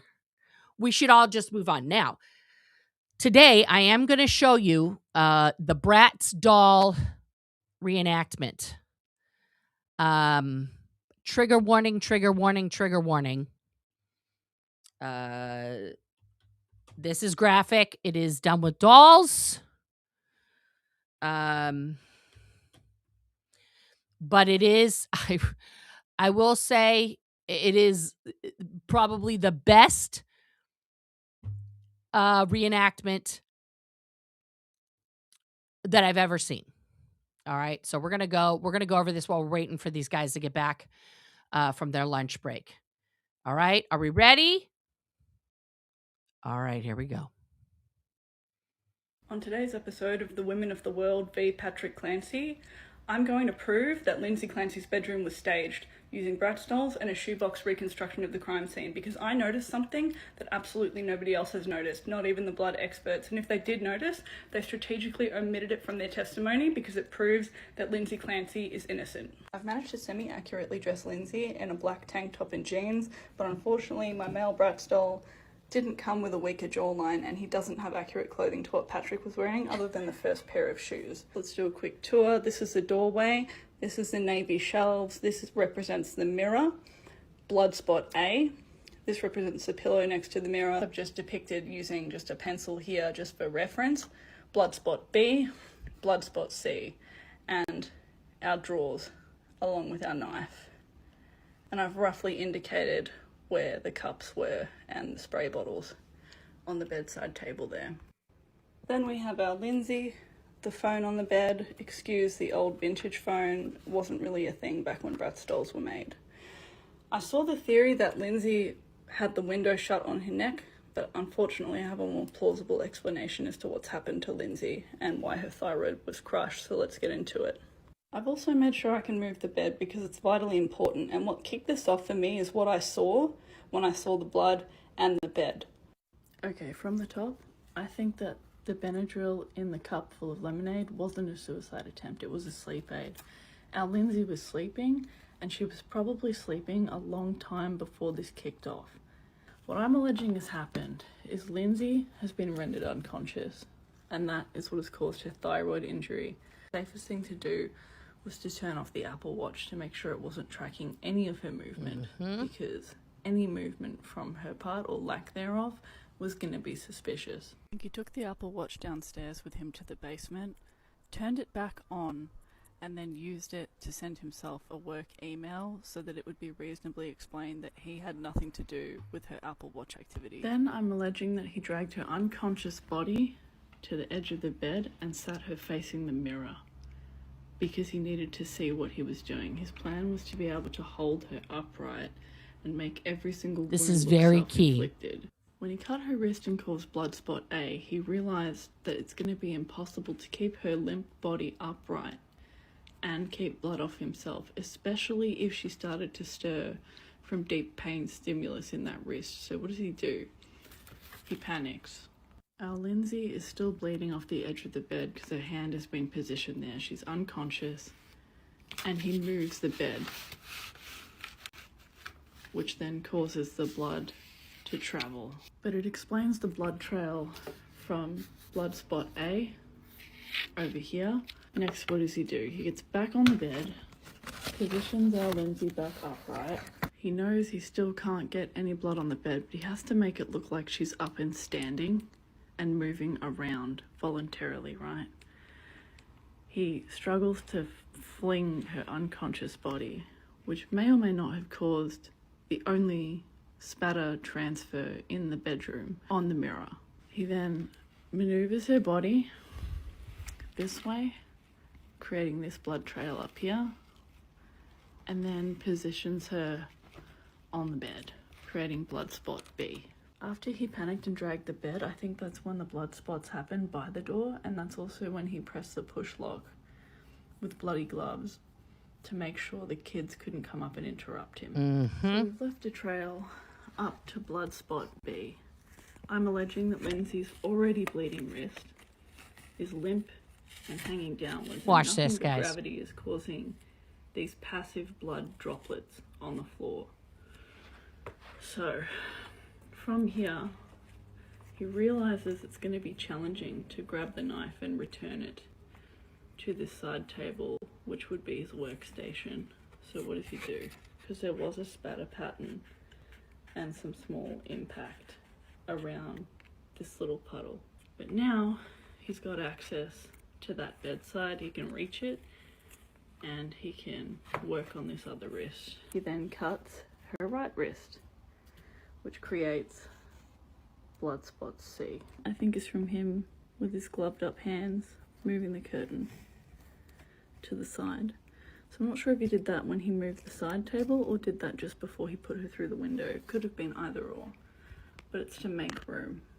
Same with this curtain here. I'm alleging it was moved out of the way because there's still blood droplets at the base of where the curtains were, but none on the actual curtains. I think he brought her chest up and then he cut her neck, and that's what started the transfer pattern here on the exterior of the window, next to that odd orange silicone or whatever it was on the exterior.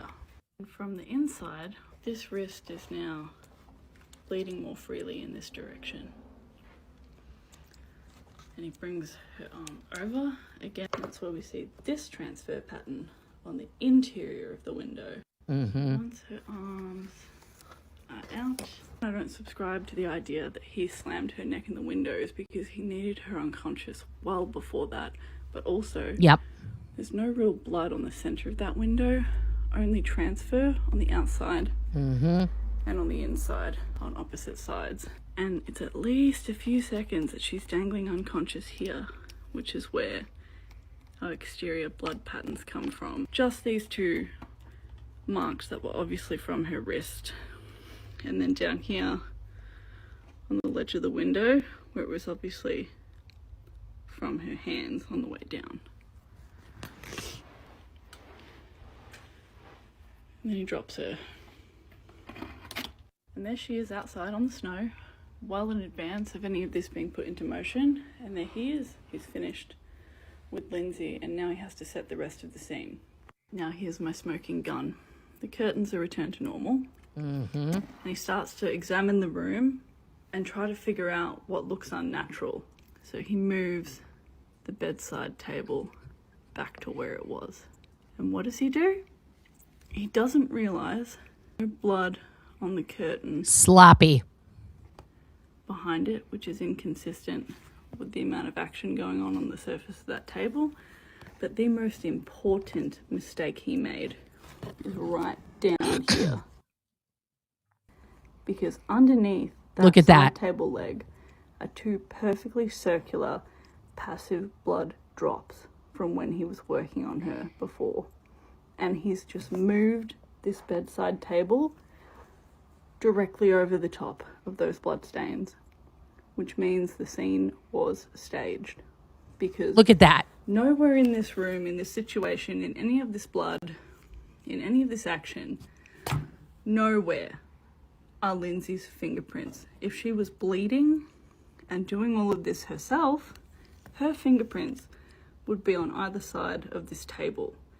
He's moved it and put it back over those blood droplets unknowingly to make it look as natural as possible, as though she came over here, stood there, cut her wrists and went out the window, when that's obviously not what has happened. Please share this video.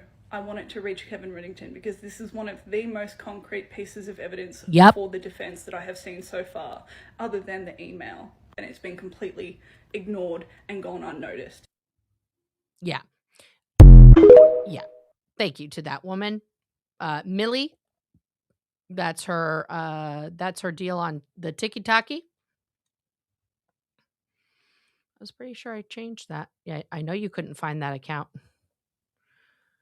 because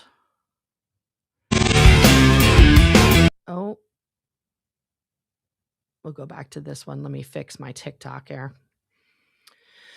My tiki-taki is because I changed my name.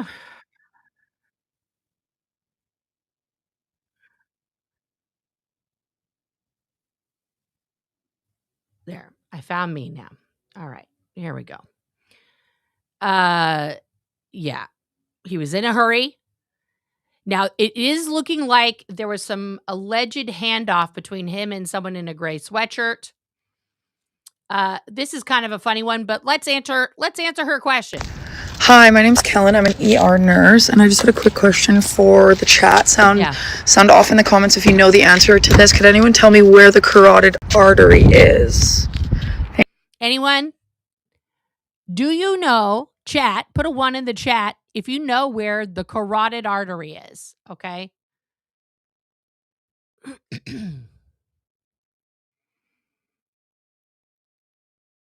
Anybody know? Now, this is an incredible... I'm going to pause the music here. Okay. I want you guys to look at this.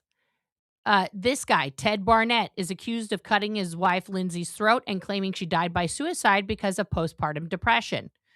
These are Chris Watts, 2018, killed his pregnant wife and 2 daughters, then portrayed himself as the worried husband. Fotis Doulos, in 2019, charged after his estranged wife, Jennifer, disappeared during a custody battle.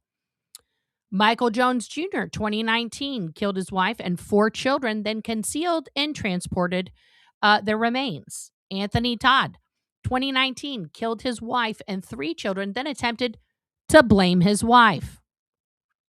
Barry Morphew, in 2020, accused of killing his wife, Suzanne, after she disappeared. He has pleaded not guilty.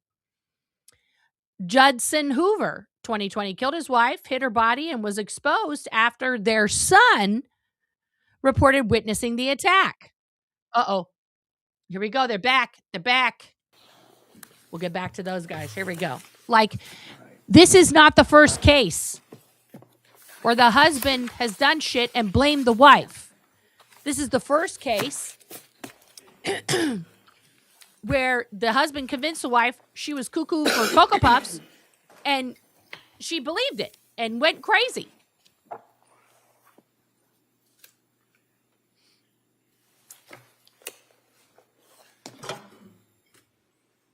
We're all waiting. There's the crowd. There's her parents, her family. There's just viewers. People in pink are there to support Lindsay. That is the color they have chosen to wear. Yeah. Other people on the right-hand side, mostly members of the press.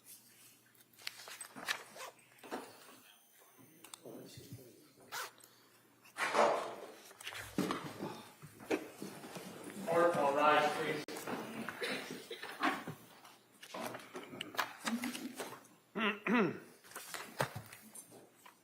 Yes, the carotid is on the side of the neck. Very good. Everybody's rising. There's Lindsay's nurses, the bailiff, of course, and Shreddington.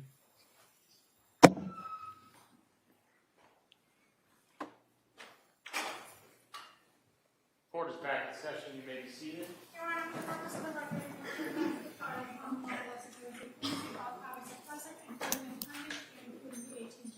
All right, calm off. Thank you.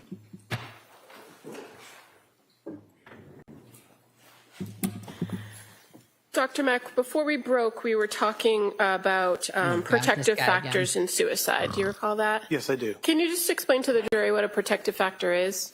Well, when a person is suicidal, they have risk factors and they have protective factors. Risk factors are those aspects of the individual that make it more likely that the person is going to act on their suicidal thoughts.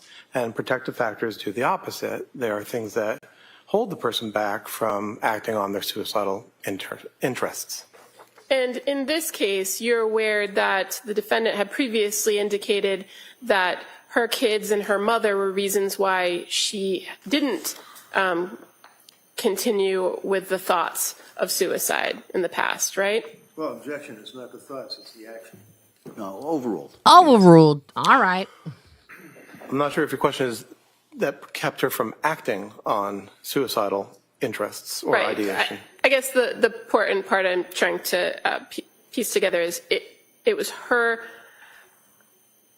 statements to professionals that her mother and her kids were reasons why she wouldn't have committed the act.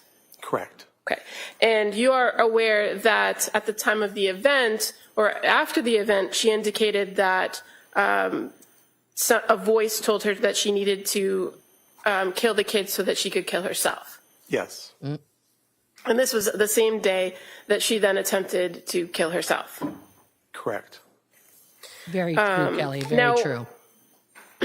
On the day of January 24th, 2023, you are aware that the defendant had reported that, for all intents and purposes, earlier in the day was a good day. There are reports that earlier in the day was a good day.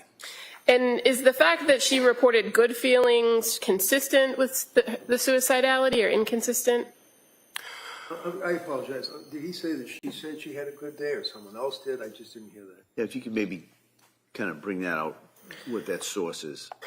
Well, as far as the reports of it being a good day, when you spoke with her, did she describe the events earlier in the day as a good day? Playing with the kids, that kind of thing?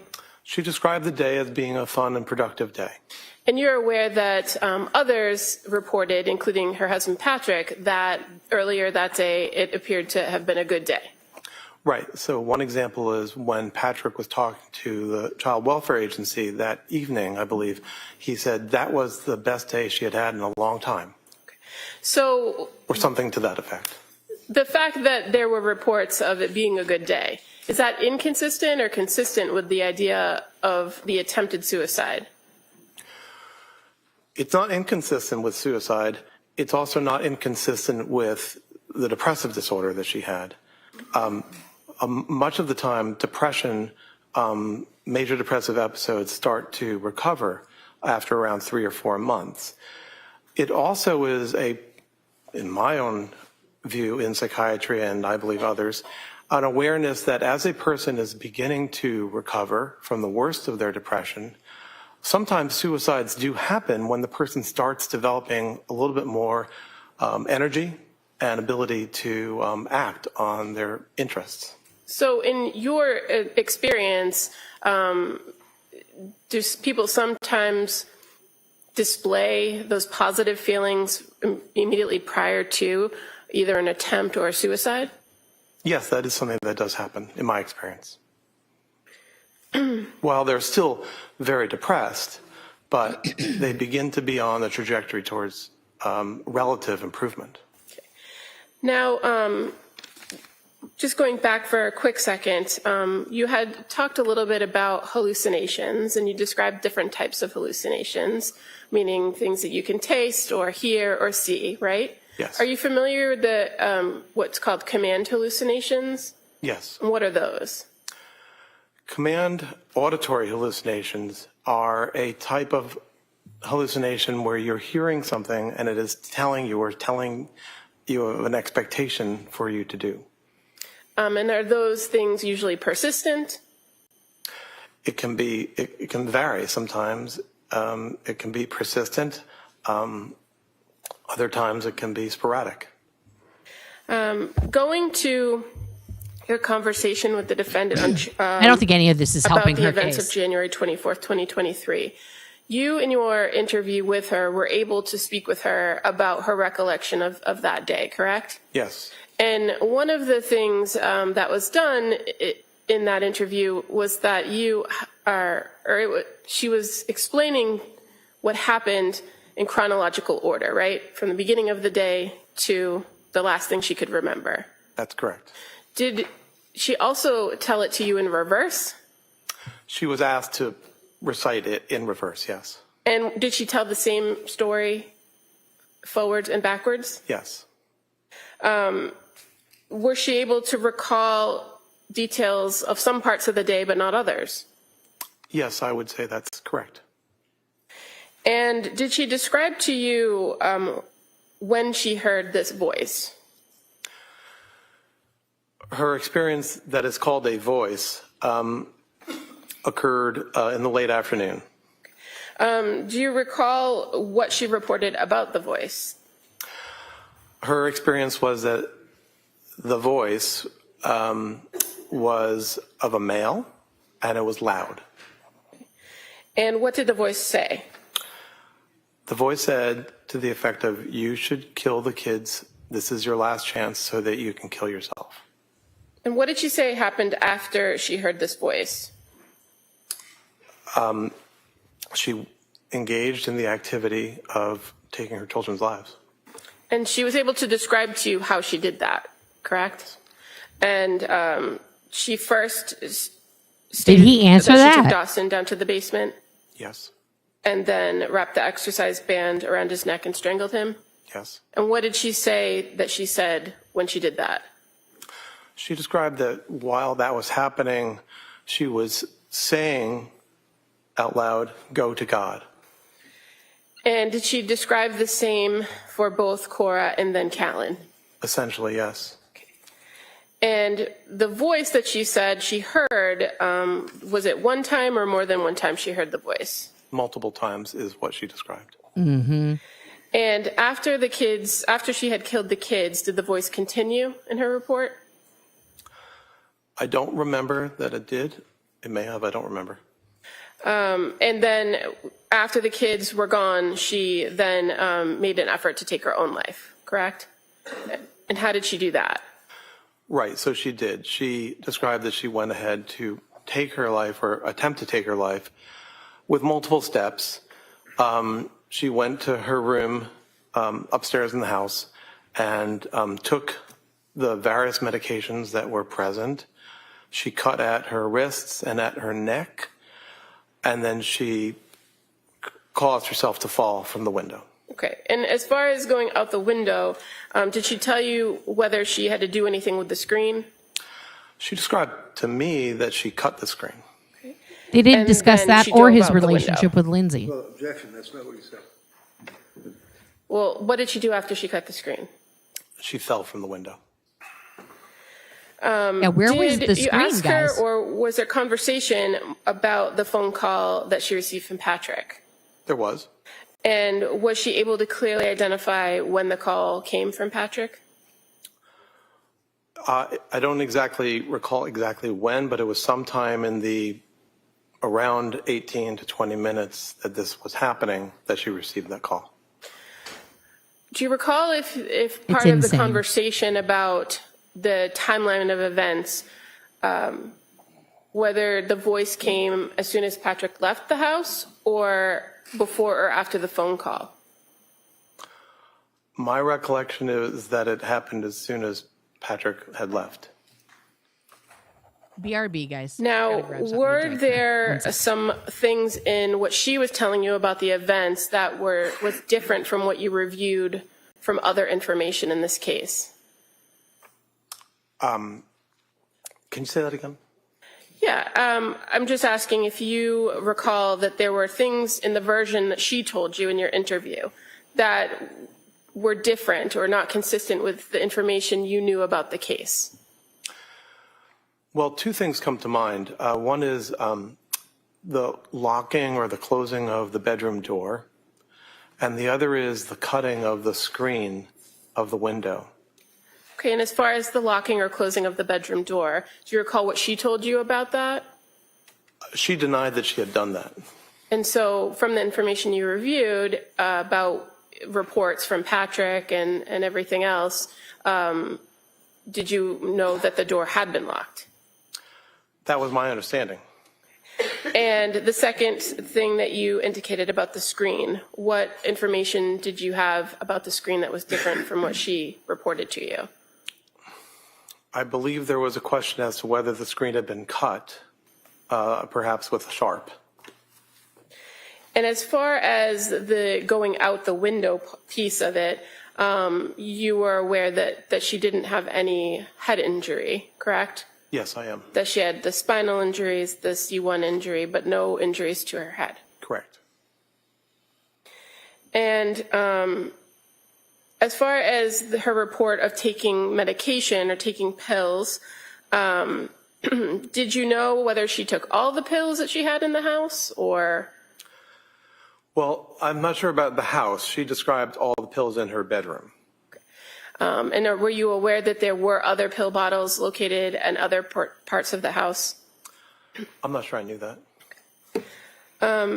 How about the phone call? She indicated that at the time of the phone call, she believed she had the baby in her hand and she was doing something like taking food out of the fridge or getting food ready for the kids. Do you recall that? Yes. And were you aware, do you recall seeing crime scene photos that show that the kids' bowls were in the living room? Yes. And that Patrick later reported that he had seen Dawson eating green beans and chicken nuggets before he left the house? Were you aware of that?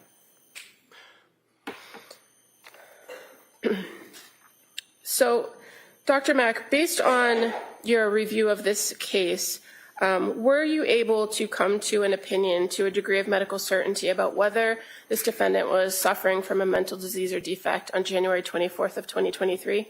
Yes, I did. And what is that opinion? That, yes, she was suffering from a mental disease or defect, namely a major depressive episode as a part of major depressive disorder. And as far as the substantial capacity to appreciate wrongfulness or criminality of conduct, were you able to come to an opinion to a reasonable degree of medical certainty about that? Yes. And what's your opinion regarding that? That she had retained that capacity. And what information do you rely upon to come to that conclusion? The first point is that this was a continuation. Her mental state at that time was a continuation of the mental state she had had for months. And it was a mental state that included the capacity to control her behavior and also to be able to conform her conduct to standards of law. So in that sense, first of all, there's not an indication to me that there was something that changed the overall capacity in that regard.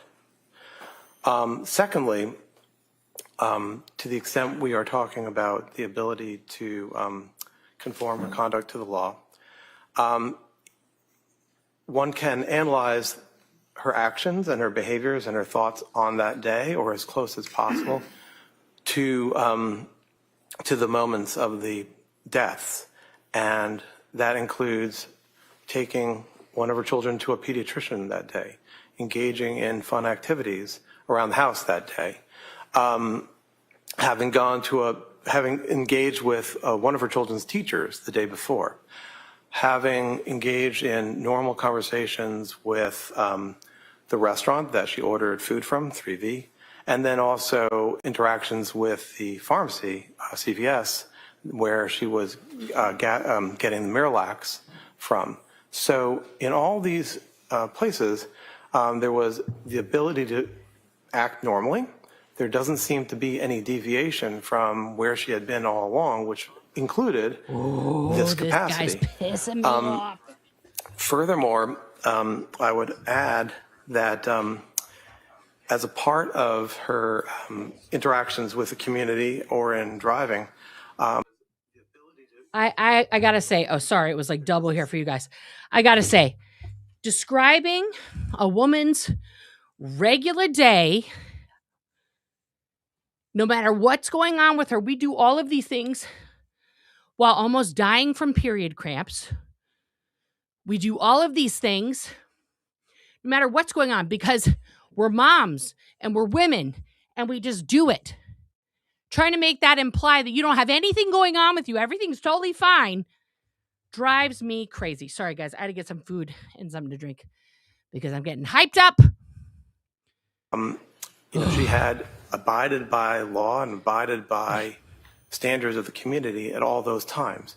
So there isn't necessarily, to me, any way in which that deviated that afternoon.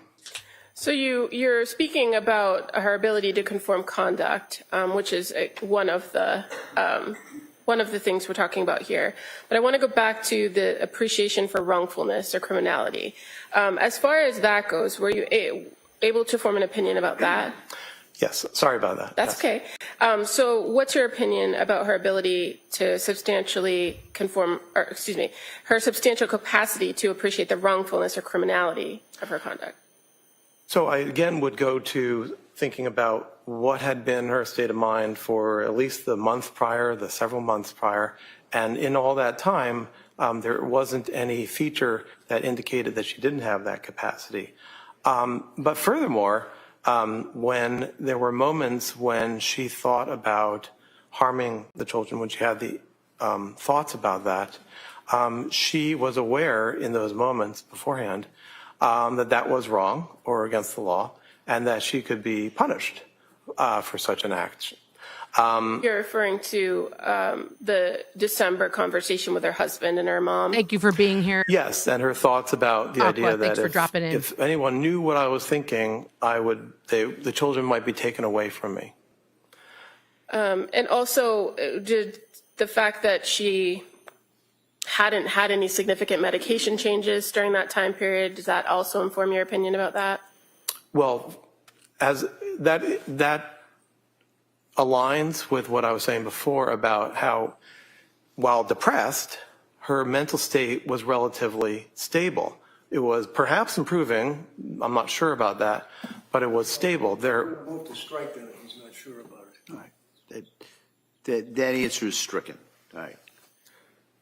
So the fact that she hadn't undergone any more significant medical or medication changes, I should say, did that signify to you that she had been in the same kind of state she had in the months before? Yes. Okay. Now, what about the interaction with Dr. Tufts on January 23rd? Did anything about that suggest that there were any concerns or distress that would have changed her ability to appreciate wrongfulness of her conduct?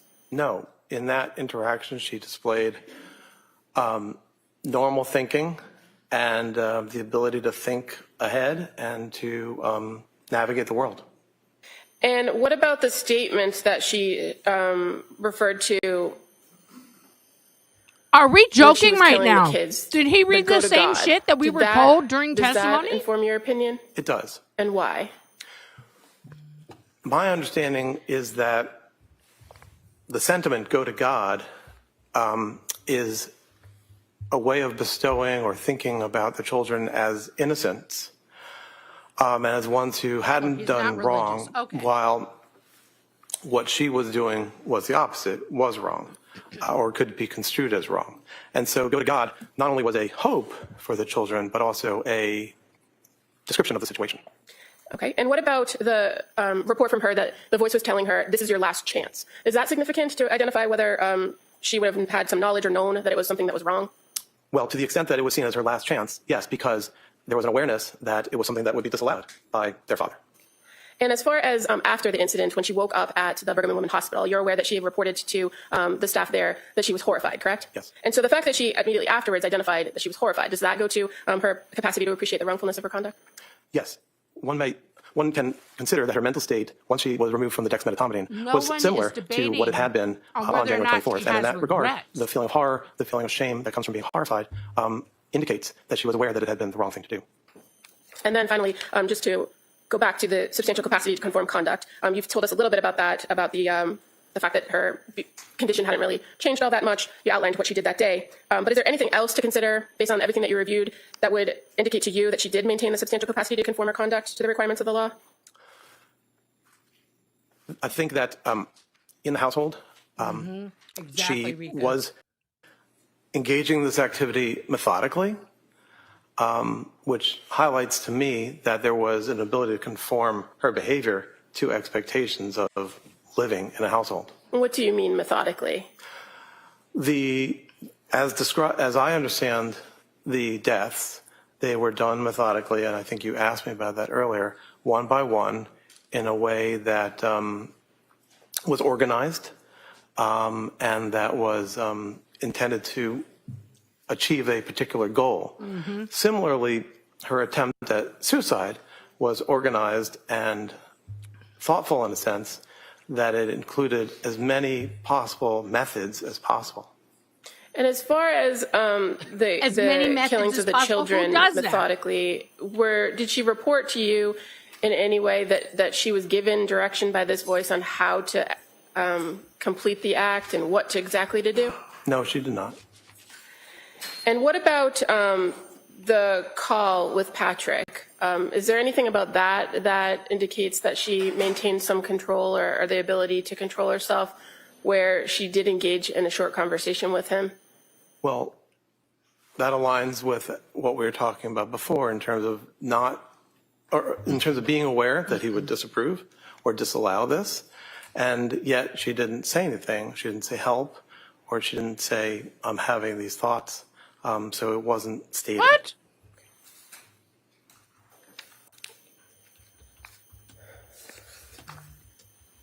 So again, as far as your overall evaluation of this defendant, Lindsay Clancy, regarding the events of January 24th, 2023, what ultimately is your opinion to a degree of medical certainty regarding criminal responsibility? My opinion is that she retained the capacities that were required for having criminal responsibility for these actions. Thank you. Oh, and I would just like to admit Dr. Max CV as the next exhibit. Any objection? That may be admitted. Let's go, Shreddington. All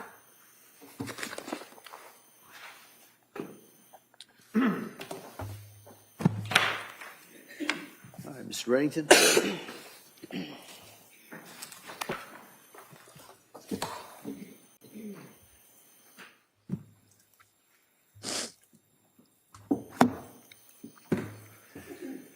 Dr. Mack, part of your evaluation would be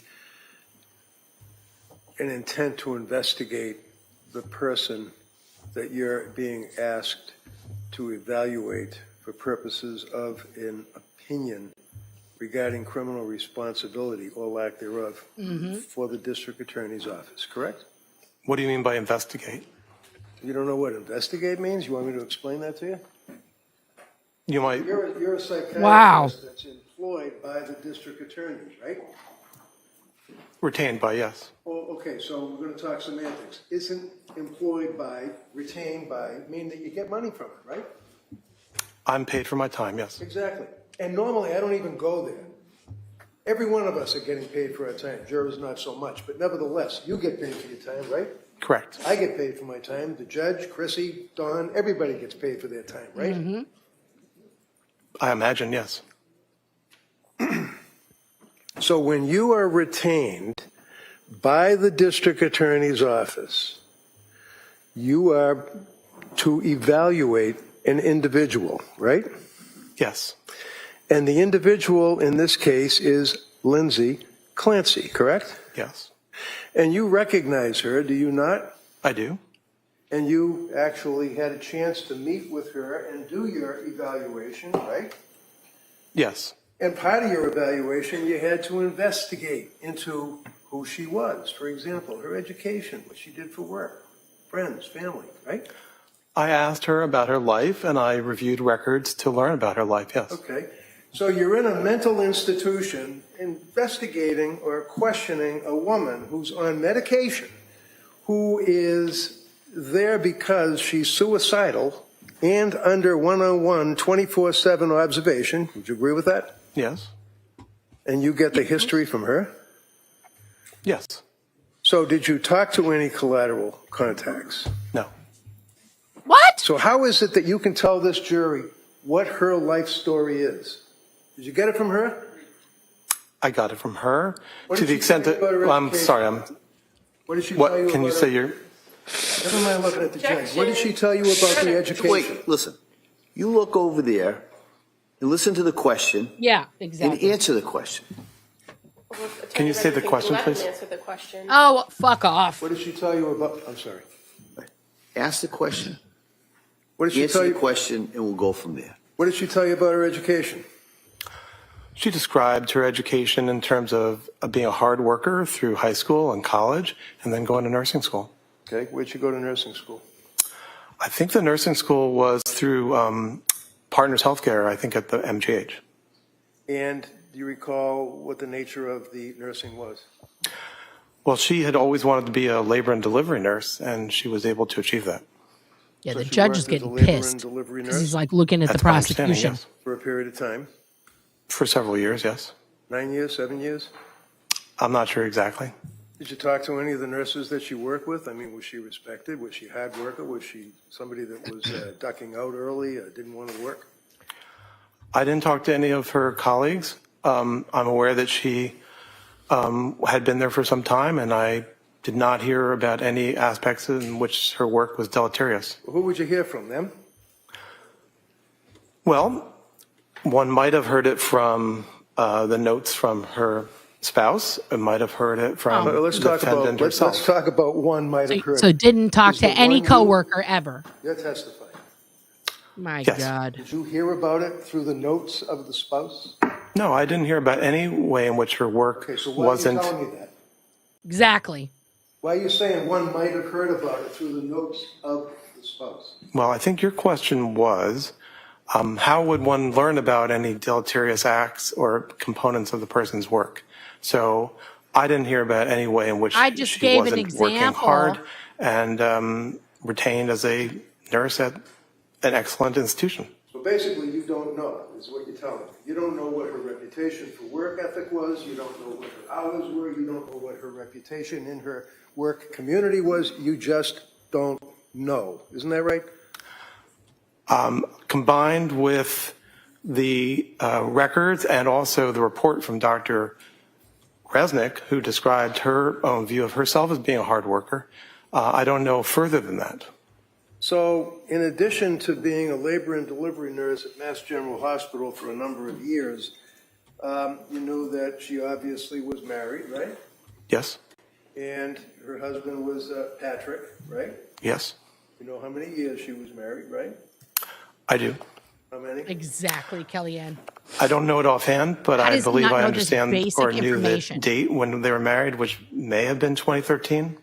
So, No the clue. fact that she was married, you know that, did she want to have kids or did she find them to be a burden? She very much wanted to have children. She described that that was her lifelong interest. Okay. Had one child, right? I can't hear you. Child, the first I child can't was hear Cora, you. right? Yes? Did she have any? How does he not delivery hear the issues man with in the Cora? room with him? Not that I recall. How about the second child? What was the second child's name? Dawson. And how old was Dawson at the time of the incident, as we say? I think he was around 4. And did she have any issues with his delivery? Do you mean the delivery or in the postpartum period?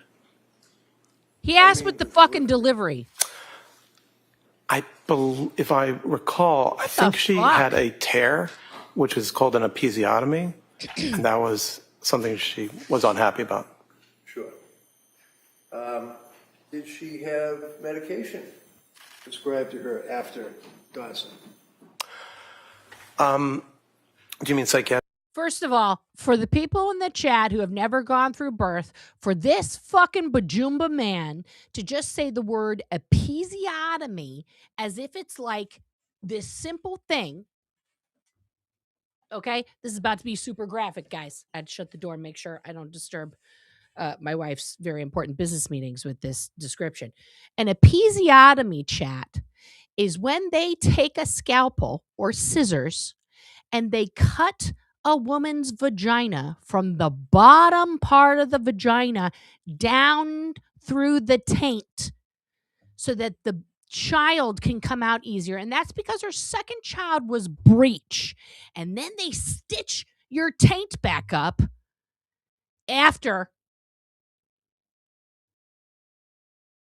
To just say it so blasé. Men in the chat, men watching this trial, can you imagine if someone just went down to the tip of your balls and cut from that to your fucking taint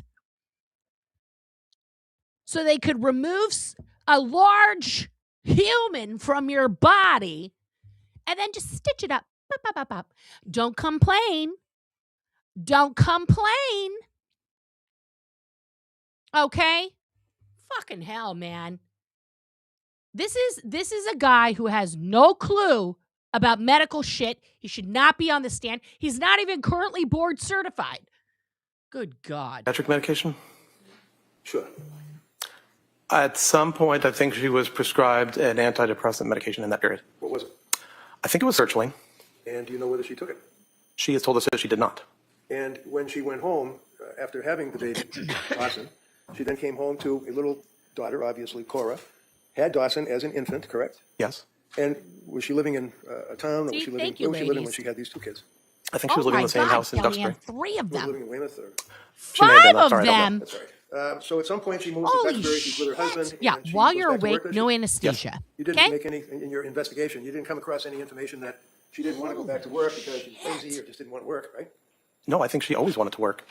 Did she have anxiety about going back to work after Callan, the third child? After Callan? Yeah, Callan. It's Callan, C-A-L-L-E. Yes. She wanted to go back. As August and September arrived, she was hopeful to go back to work, but she became anxious about working.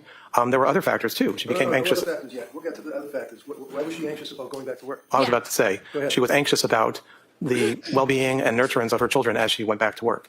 One being that the baby was not taking a bottle. Another, that in that span between the point that her husband went back to work and she was expected to go back to work, it was overwhelming to have 3 young children that she was caring for all by herself. As time went on, she was ambivalent about hiring somebody to help, hiring a nanny, and that was another area of anxiety. So there were several areas of anxiety. And as we discussed earlier today, wanted to care for anxiety her own was something that she children. had throughout her I'm life. going to pull you in. Call the This police. is a cross-examination, sir. You All did the right, rules. just ask the next question. So Yeah. when you say that she had anxiety, and the anxiety was about having her youngest child, Callan, correct?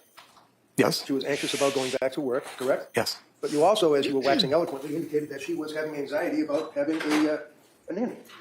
Yes. What was she anxious about with the nanny? In my understanding, No, what is your understanding? Tell the jury what you investigated about her anxiety. Yeah, with what the was nanny. what did you find? so through my evaluation, what I understood was that there was ambivalence about having a nanny, that is to say, having somebody who helped. There was some degree of wanting to be able to handle What the an children on her asshole. own. The other part of it is some ambivalence about other people other than herself or perhaps her mother caring for the children. Because I know that my evaluation discerned that she felt very positively about her ability to take care of her children, but also some ambivalence about other people taking care of the children. What time frame are we talking about? Summertime? Fall? The end of summer. I know, Late Cellini. August, early September. I know, me Isn't too. it true that in the summer, she and Patrick and the kids felt that they were on top of the world, having a great summer, right? Well, that's what she said. That's her quote. Okay. That's what And then she come said. Fall, towards the end of September, that's when she started to have symptoms of anxiety, right? Yeah. Yes. Like most, Up to this Most point women in your investigation, you had a married, young woman she who was was a doing nurse it by for a herself. number of years. We assume from your investigation, a good reputation as a hard worker, right? I can't hear you. I'm sorry. Yeah, one of the things that you had mentioned is that Oh, she was, my how about God. exercise? Did she like to do exercise? Yes. In the past, exercise was yes, right? Yes? Can you repeat the question? Sure, I can repeat the question. I asked you, sir. I'm objecting because he's interrupting the witness and not letting him answer The question Fuck called you. for yes or no answer. He All right? just, And so, he's clarifying. Jesus Christ. Can you state the question, please? Sure. You mentioned in direct examination for the DA that she was like to do exercise, correct? Yes. And would you consider a these person who babies, man. is an exercise driving me nuts. aficionado, especially a woman who, for example, runs, let's say, a 5K or a 5-mile road race within about a couple of weeks after having a I baby? gotta walk for a second that- here. I'm listening. I'm Or listening. exercise? Is that This hypomanic? fucking guy. In of itself, it's not hypomanic, no. How about if there's a string of exercise that is a little bit out of the norm, coupled with decluttering, removing personal property from the home, cleaning out the home, things of that nature? Would that be hypomanic in your opinion? Not in of itself, but are you talking, when you were asking about exercise, were you talking about in the period 2022 or 2020? 2022, Okay. after Callan. Okay? And I asked you about running the road race after Callan. Okay? You with me? Yes, I am. So would you suggest, sir, that that is something that one would at least anticipate, consider, or investigate as being this manic or hypomanic that you're talking about? No. So, by the way, one of the questions that you were asked, sir, is that when you got involved with investigating this case, do you recall that from the DA? So Do you recall that from the DA? the term investigate, if it's okay, I'll use the term evaluate. When you got appointed or retained by the DA. So, and your question is? This guy My question a is, fucking when were deliberate you idiot, retained or is he being by paid to the be an district idiot? I attorney cannot or even believe prosecutors? what I'm fucking Sometime hearing right in now. early 2025. Early 2025. Oh, are we talking about 2019? So, like what, February, January? What? I think the reach out had man. occurred in maybe Hot. December of 2024, and I think that the retention was early in 2025. What's a reach out? Well, the communication, the reaching out From? Bye, from the Trini. district attorney's office. Okay. And then when you were asked that question, you indicated that you had to wait for motion to be filed or something with the court. Do you recall answering that question? No. Well, if No. I suggest to you, sir, it was in December No, I don't recall. 2024. I'm just here. I don't know Notice of lack anything. of criminal responsibility Why am I was here? filed. Does that seem to fit with the reach out? Go to sidebar. Objection. Can we approach? Go to sidebar.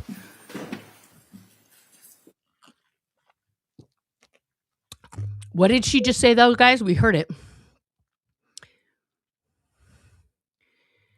Hang on. Anticipate, consider, or investigate as being this manic or hypomanic that you're talking about? No. So, by the way, one of the questions that you were asked, sir, is that when you got involved with investigating this case, do you recall that from the DA?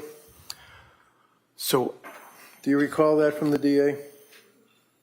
the term investigate, if it's okay, I'll use the term evaluate. When you got appointed or retained by the DA? So, and your question is? My question is, when were you retained by the district attorney, the prosecutors? It was sometime in early 2025. Early 2025. So, like what, February, January? I think the reach out had occurred in maybe December of 2024, and I think that the retention was early in 2025. And what's a reach out?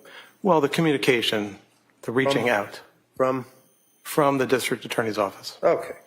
And then when you were asked that question, you indicated that you had to wait for motion to be filed or something with the court. Do you recall answering that question? No. Well, if I suggest to you, sir, it was in December of 2024 that a notice of lack of criminal responsibility was filed. Does that seem to fit with the reach out? Objection. Can we approach? Sure. We're still in sidebar. Go to sidebar, and then I couldn't hear what she said. But it's like oh my God, we've been going 6 hours. Well, we've only been here 2.5, thank God. Oh my God. Yeah, of course they're going to sidebar because you're about to get fucked up. We're about to get some evidence that he already stipulated to, Your Honor. My God. This shit is getting crazy. Hey, Eagle. Hello to Germany. He is condescending in a very deliberately muted way. Yeah. Yeah, this is crazy. If this is the expert they got to debunk the fucking guy who worked the Jeffrey Dahmer, the Oklahoma bombing, fucking all that shit, his 42-page CV. Give me a fucking break. Oh my God. Divorce rates are gonna go up. Yeah, because guess what? Women are rising up. Women are waking the fuck up to this shit that we don't gotta fucking take it. And you don't, ladies. You don't. Okay. And if you are in a marriage, a domestic partnership, a situationship, whatever, that for whatever reason is not good for you, leave. Things can only get better from there. Staying in a shitty situation doesn't help. It only helps the person who's the shithead. Okay? And please, I beg of you, if you are in some sort of domestic violence situation, there are so many resources. I have them up here at the beginning of, right here. Take a screenshot, call any one of those numbers. Please, please, please, absolutely avail yourself of every resource out there to get out of that. Okay.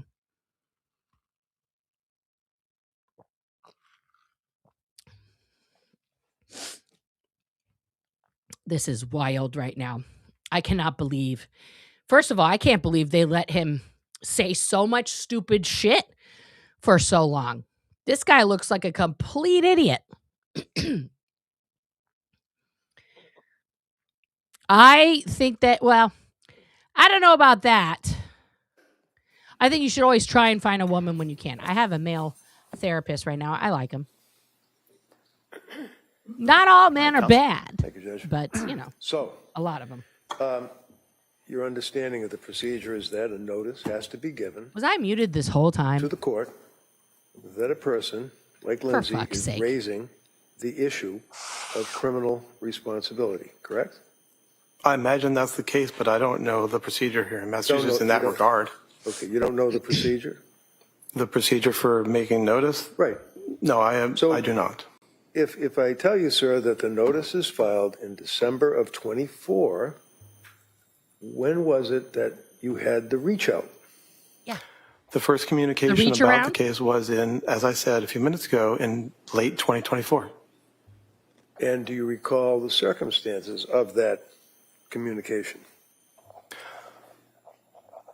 DA call you, a letter, what? No, I was contacted through a retention firm called Park Dietz and Associates. Dietz? Mm-hmm. He's a psychiatrist, isn't he? It sounds like you know him. I do know him. And actually, Park Dietz is a rather famous psychiatrist, is he not? Yes. He's testified in many cases, correct? Yes, but No, overruled.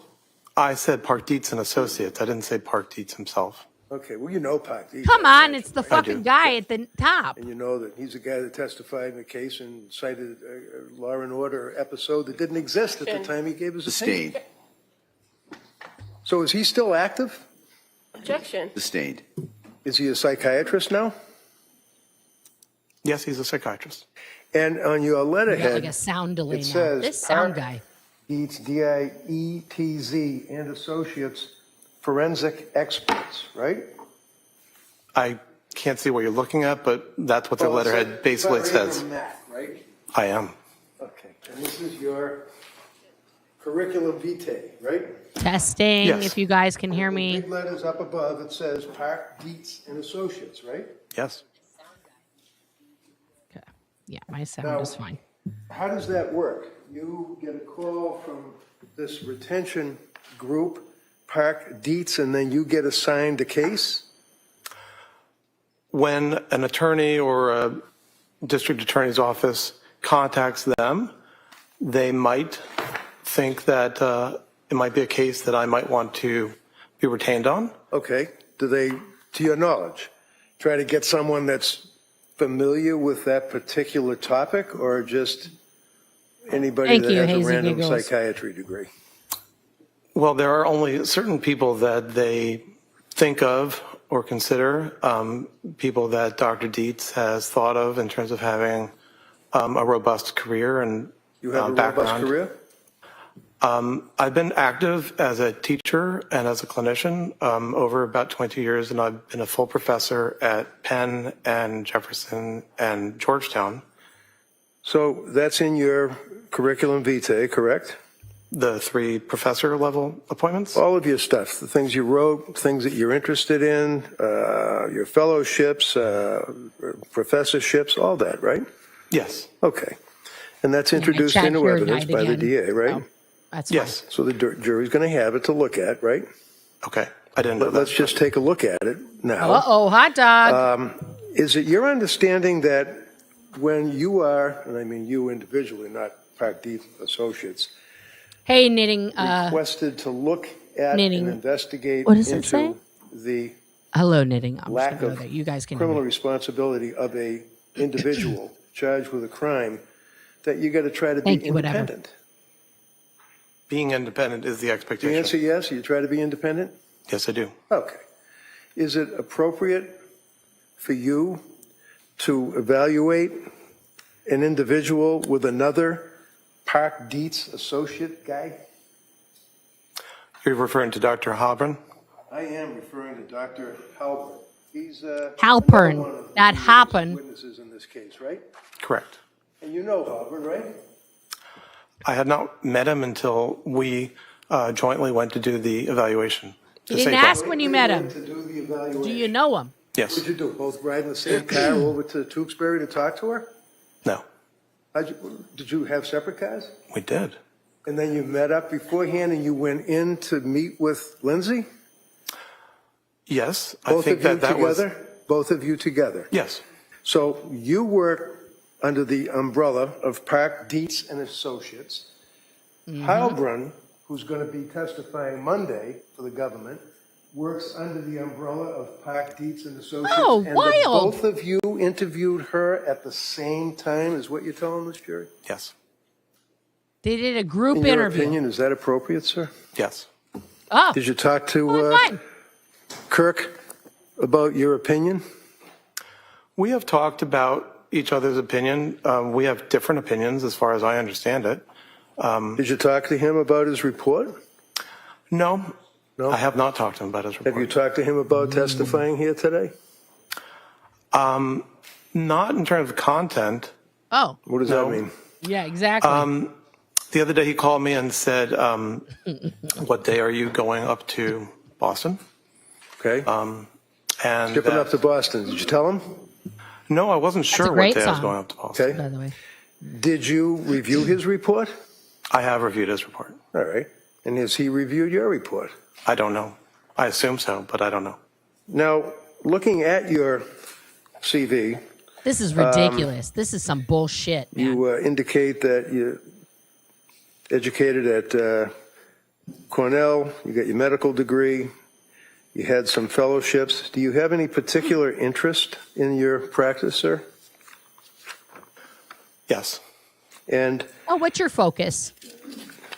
you have licensure in Delaware, right? Yes. Pennsylvania? Yes. District of Columbia?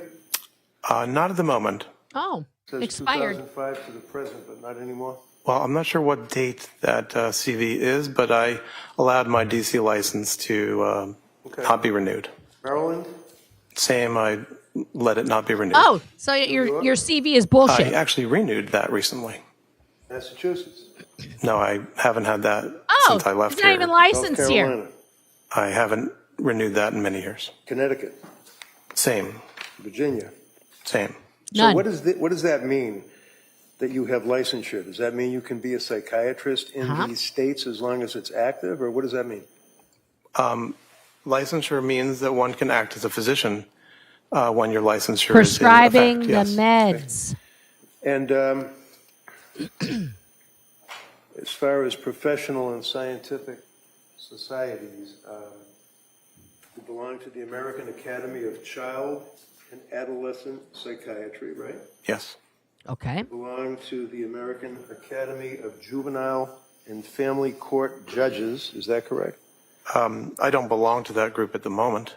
Oh, Did you? Is that on your resume? not anymore. Yes, there was a moment when I was the representative from the American Academy of Child and Adolescent Psychiatry and the American Psychiatric Association and also the American Academy of Psychiatry and Law, of all three, to the National Council of Juvenile and Family Court Judges. His resume So at that point, I is was a member total of bullshit. Okay. the National Council. So I asked you about your interests or focus as a doctor. Would you agree, sir, that one of the things you put down is that you were involved in ad hoc reviewerships in the Journal of American Academy of Child and Adolescent Psychiatry, right? It does say that, yes. And then American Journal of Addictions, Yes. Pediatric Quality and Safety. Yes. That's dealing with little kids, right? He prescribes Pediatrics. meds for people in a couple Well, states. at the Children's Hospital of Philadelphia, we see patients up to 24. Okay. At Nemours, I believe up to 21. Hey, Angela. So you also express interest in child psychiatry. This comes under academic responsibilities. Child psychiatry, right? Yes. You have been involved in the doctoring course for first-year medical students, right? Yes. Supervision of adult psychiatry residents, right? Yes. Clinical evaluation, Department of Psychiatry, dealing with children and adolescents, right? I'm not sure that last one that you read, but. Number 8 on. No, but what does it say in its entirety? Ongoing clinical education of PGY3 residents, Department of Psychiatry, Georgetown University Hospital, Institute for Children and Adolescents. Do you mean Regional Institute for Children and Adolescents? Resume, I don't know what it means. Is reading your fucking I'm just resume. wanting to make sure I'm responding to your question. Do you have it with you? I mean, you can look The at it. Regional Institute for Children and Adolescents was a residential center in outside the Beltway where I served for 3 years. Okay, right. the focus nevertheless This is is on some children bullshit. and adolescents, right? Not at that time. What you mean when I was at Georgetown? I'm just looking at your resume. Okay. How about lecture of patient safety and quality improvement in child and adolescent mental health? That something that Does you that were ring a involved bell with to as you, a sir? lecturer, It's on sir? your fucking resume. Yes, about Okay. patient safety and quality, yes. Answer is yes. Yes. Just make it quick. You were a lecturer on a morass returns adolescent cannabis, doubles lettuce, and other hallucinogen use, dealing with what, pediatrics, kids? Yes. Okay. You also did Yeah, exactly, under lectures Angela. by invitation that you've been involved with lecturing on wither psychosis The in expert. adolescents, right? That was the title of a paper I gave, yes. So Oh. the answer is yes, So he right? wrote a paper. The answer is I gave that paper, yes. Okay. Adolescents accused of murder or manslaughter, right? Yes. Okay. Wither psychosis, adolescent killers, a couple He's of got years later, again, hyperchromidia. maybe an 2 different update, right? eyes. Right. Divorce for the clinician, right? Right. Divorce legal process in medical, social, and psychiatric sequelae, right? Right. Killer adolescents, drugs, school, and the courts, right? Right.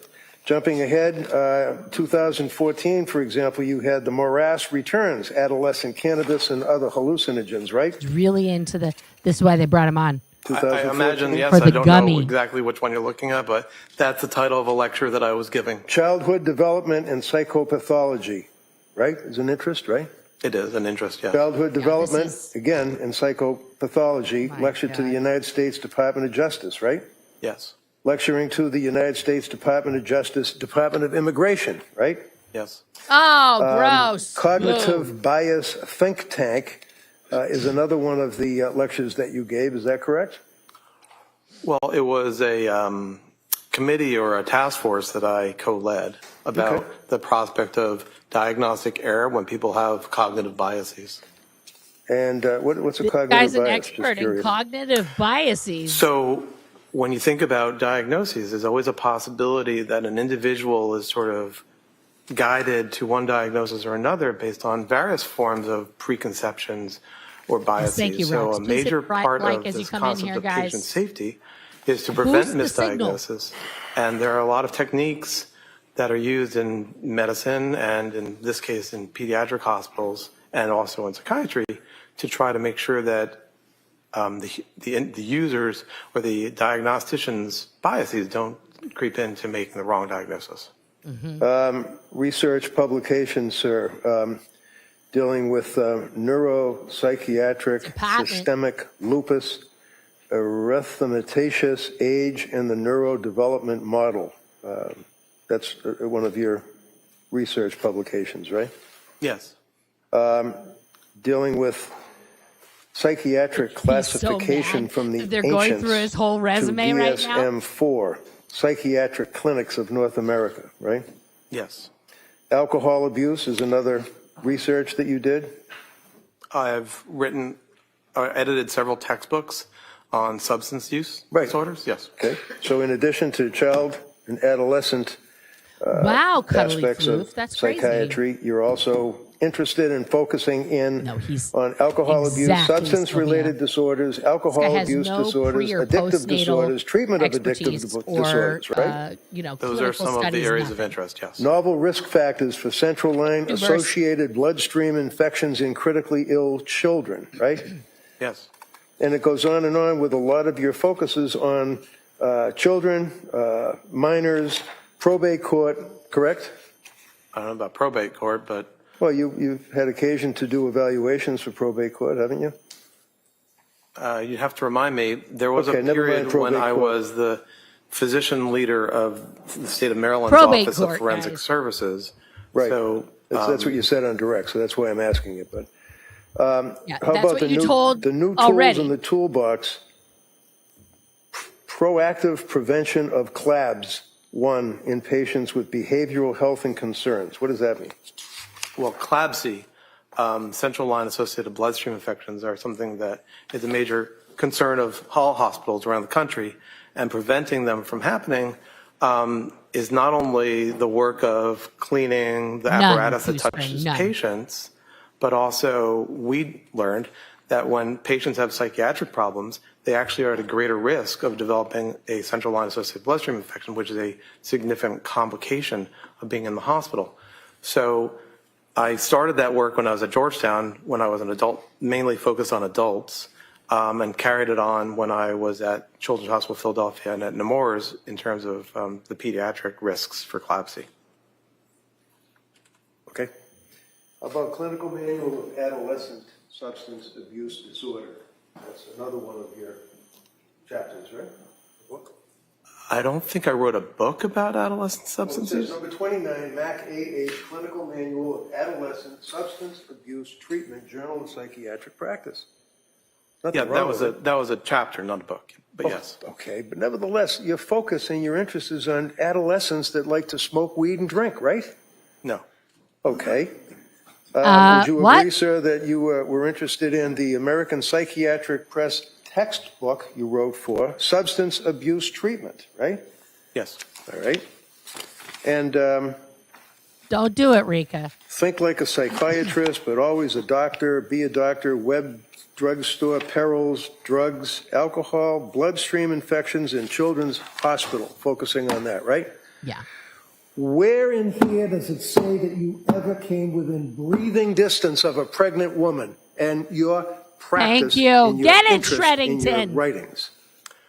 So I remember being at the Brigham as a resident and How long ago going was that? to, No. how long ago was that? Yeah, give us a year. Well, you asked me when, so Yeah, I'm that's starting. when. Yeah, so when? That was the memory I have for that particular situation was 2001. 2001, so 25 25 years ago. Right. What And did so you do? since then, I went to the Medical University of South Carolina, and then I went to Georgetown, and all that period up until 2015, I was doing general psychiatry work with areas of focus in peds or in addictions, but also with forensics as an area. I see myself as somebody who's a generalist who happens to have a couple of areas of A focus. generalist.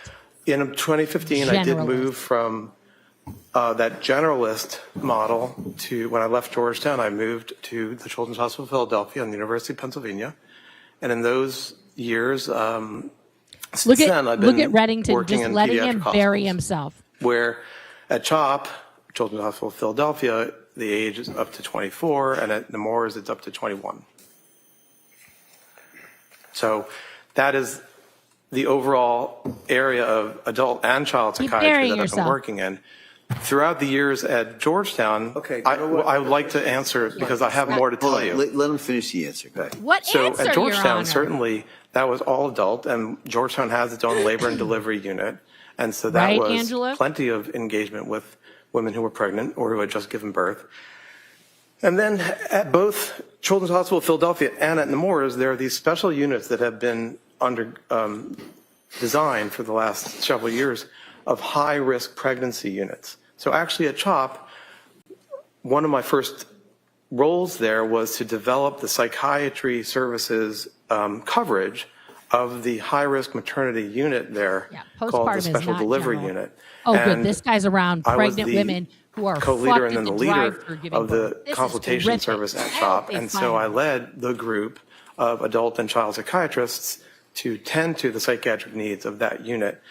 Recently at Nemours, the same unit was built. And so, yes, in these pediatric hospitals, there actually are units of women who are about to have birth, who have just had birth. Well, I'm sure in these pediatric hospitals there are women about to have birth and have had birth, and I'm sure that there are competent doctors that treat them, correct?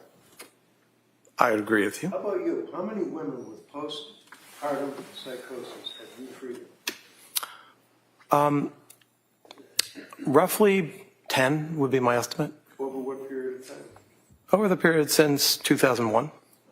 10 people in 25 years. These women, would you be involved in, for example, testing them for their mental health? Well, usually the teaching has been that what was called postpartum psychosis is actually a form of bipolar disorder. So That is what not is fucking important true. is to say, let's do a full evaluation of the individual's symptoms and signs, and then treat them and engage in treatment. And usually that's going to be a form of bipolar disorder treatment. That's the teaching. That is the general What teaching? perspective. From whom? So with your wealth of knowledge on women that are pregnant and suffering from postpartum psychosis, do you know whether or not Lindsay was ever diagnosed with postpartum depression? Oh, I yeah, believe Angie, that the various notes from the don't get me started. clinicians over the year of 2022 to 2023 utilized the term unspecified mood disorder. Right. How about Yeah, they got nothing to say. They fucked up with this guy. depression? I don't think that appellation was used. Okay. Oh, we didn't use So that word. was she ever administered the God, he's so mad. EPDS?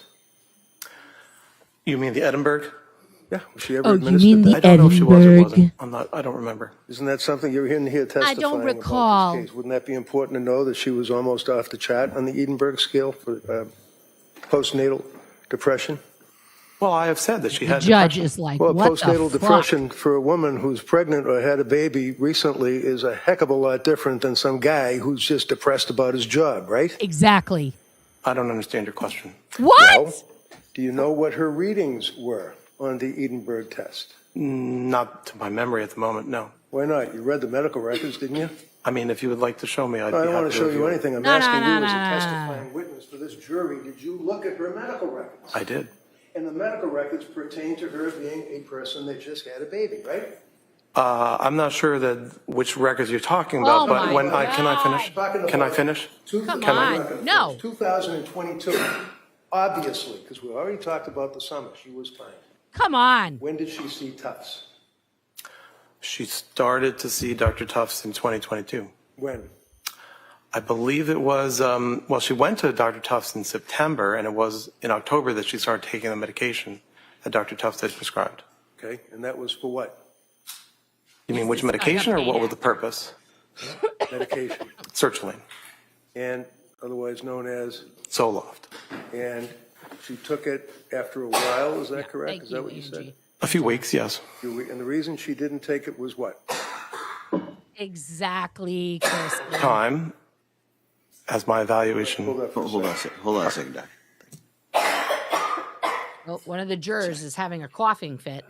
All right, let's go ahead. Yeah, bring her the water. Look at Reddington. Oh, it's not. It's the Want me to recorder. re-ask that question? I'm okay. Okay. So Look at Reddington. over The only one to time, get Ms. up and Clancy help. has avoided taking medications. She's what? Avoided taking medications. Says who?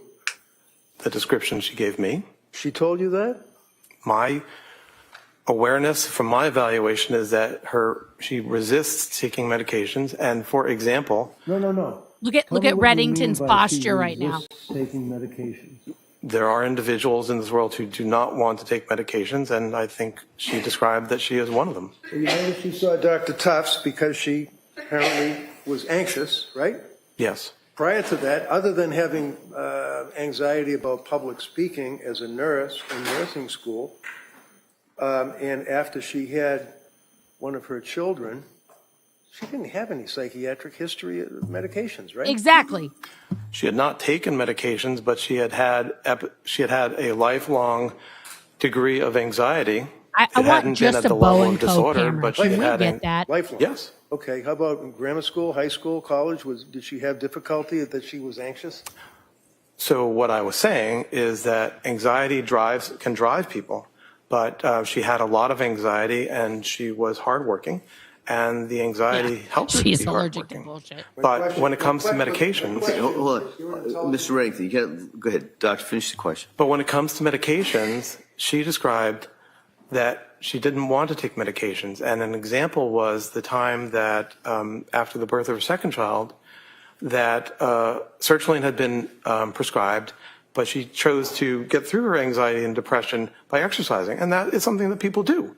But it also highlights that in this case, she didn't want to be taking medications. And I think that we also understand that in the fall of 2022. All right. At this point, I'm going to stop.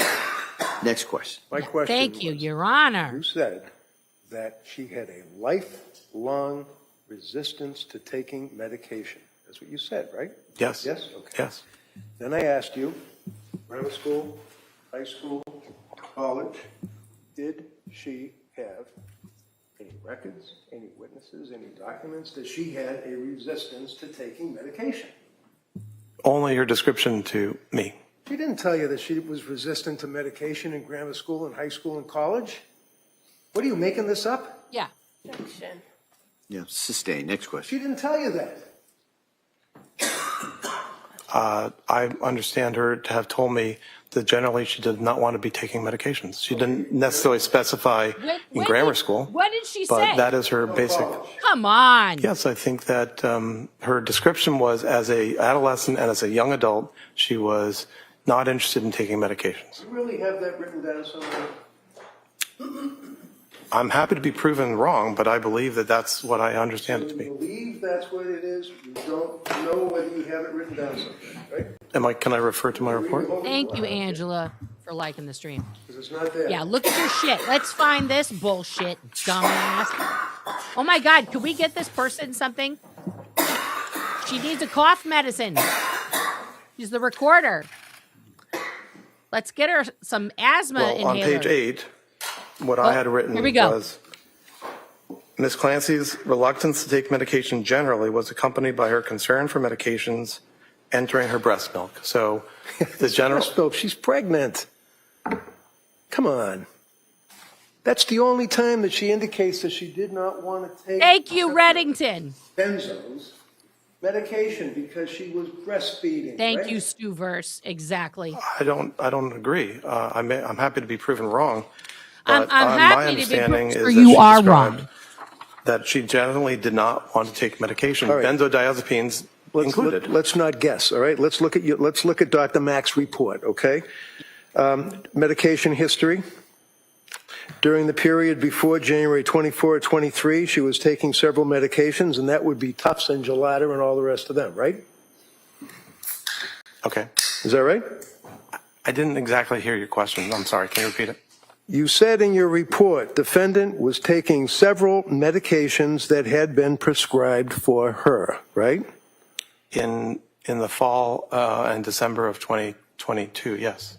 So it's real easy. It's Tufts and Gelada that were prescribing these meds, right?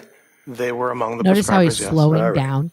And Because her this guy is reluctance so to stupid. take medication was accompanied by her concern for medications entering her what? I believe it says breast milk. Breast milk. Okay. So other than her concerns as a mother about her breast milk and having these drugs get into an infant's body, when else did she tell you that she was resistant, as you just told this jury, to taking medication? Like she's somebody who doesn't want to take the medication, doesn't care to take the medication. Where is it? Overall. Well, I didn't say that she didn't care. Oh, Okay, come how about on. she was resistant? This guy. My recollection, and I'm happy to, if you would I like hope me he to spend has a time flat finding it. tire. I'd You're be wrong, happy I to. know. What? Prove you wrong. It's not in your report, It's though, not is it? there. Okay. Okay, we'll leave it at that. Now, you had mentioned, sir, I believe that Look at his smug DSM fucking is smile on this something that you fucker's all face. use in your diagnoses of people, right? Yes. And one of the things that you are here to testify about would be The eyebrows. Come on. postpartum issues, postpartum psychosis, postpartum depression, right? Are you referring to postpartum psychosis, the disorder, the proposed disorder, or as a symptom? Well, when you come in here as an disorder. expert, hired by the DA Good to tell God, this this jury guy's a that this woman was fucking not piece of work. suffering from postpartum psychosis, and you in your testimony refer to the fact that you use the Look at him DSM keep looking over to at the fucking guide you, bow and if that's go. the right word, in your diagnoses. Yeah, he should. Would be you agree dismissed. with me that that's a fair statement? That the DSM is the standard for making diagnoses? Yes. Right. It's not a very good standard, though, is it? Well, What? it is the standard. It is the standard. How about, are there other standards, sir, that, like, for example, World Health Organization? Yeah, which is much International better. Disease Control, IDC, have you ever heard of them?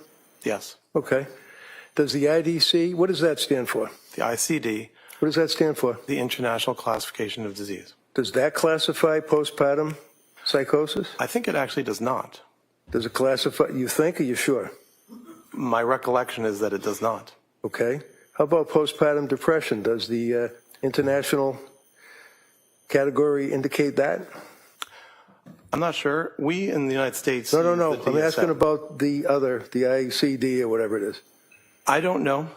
Okay, that's good enough. This here is what you're talking about, the DSM, though, right? 5 TR, text revision, right? Yes. And you're talking about the fact that at some point in DSM-6, there it appears as though postpartum depression, postpartum psychosis will be added into the DSM-6. Is that correct? Who said that? I'm asking you if that's Yes. what you mean when The- you told the the jury ICD-10 about it possibly does being put into classify the it. next edition. Who There's said a that? syndrome that's been proposed called postpartum psychosis. So I would differentiate that from the idea that the person of psychosis in a postpartum period.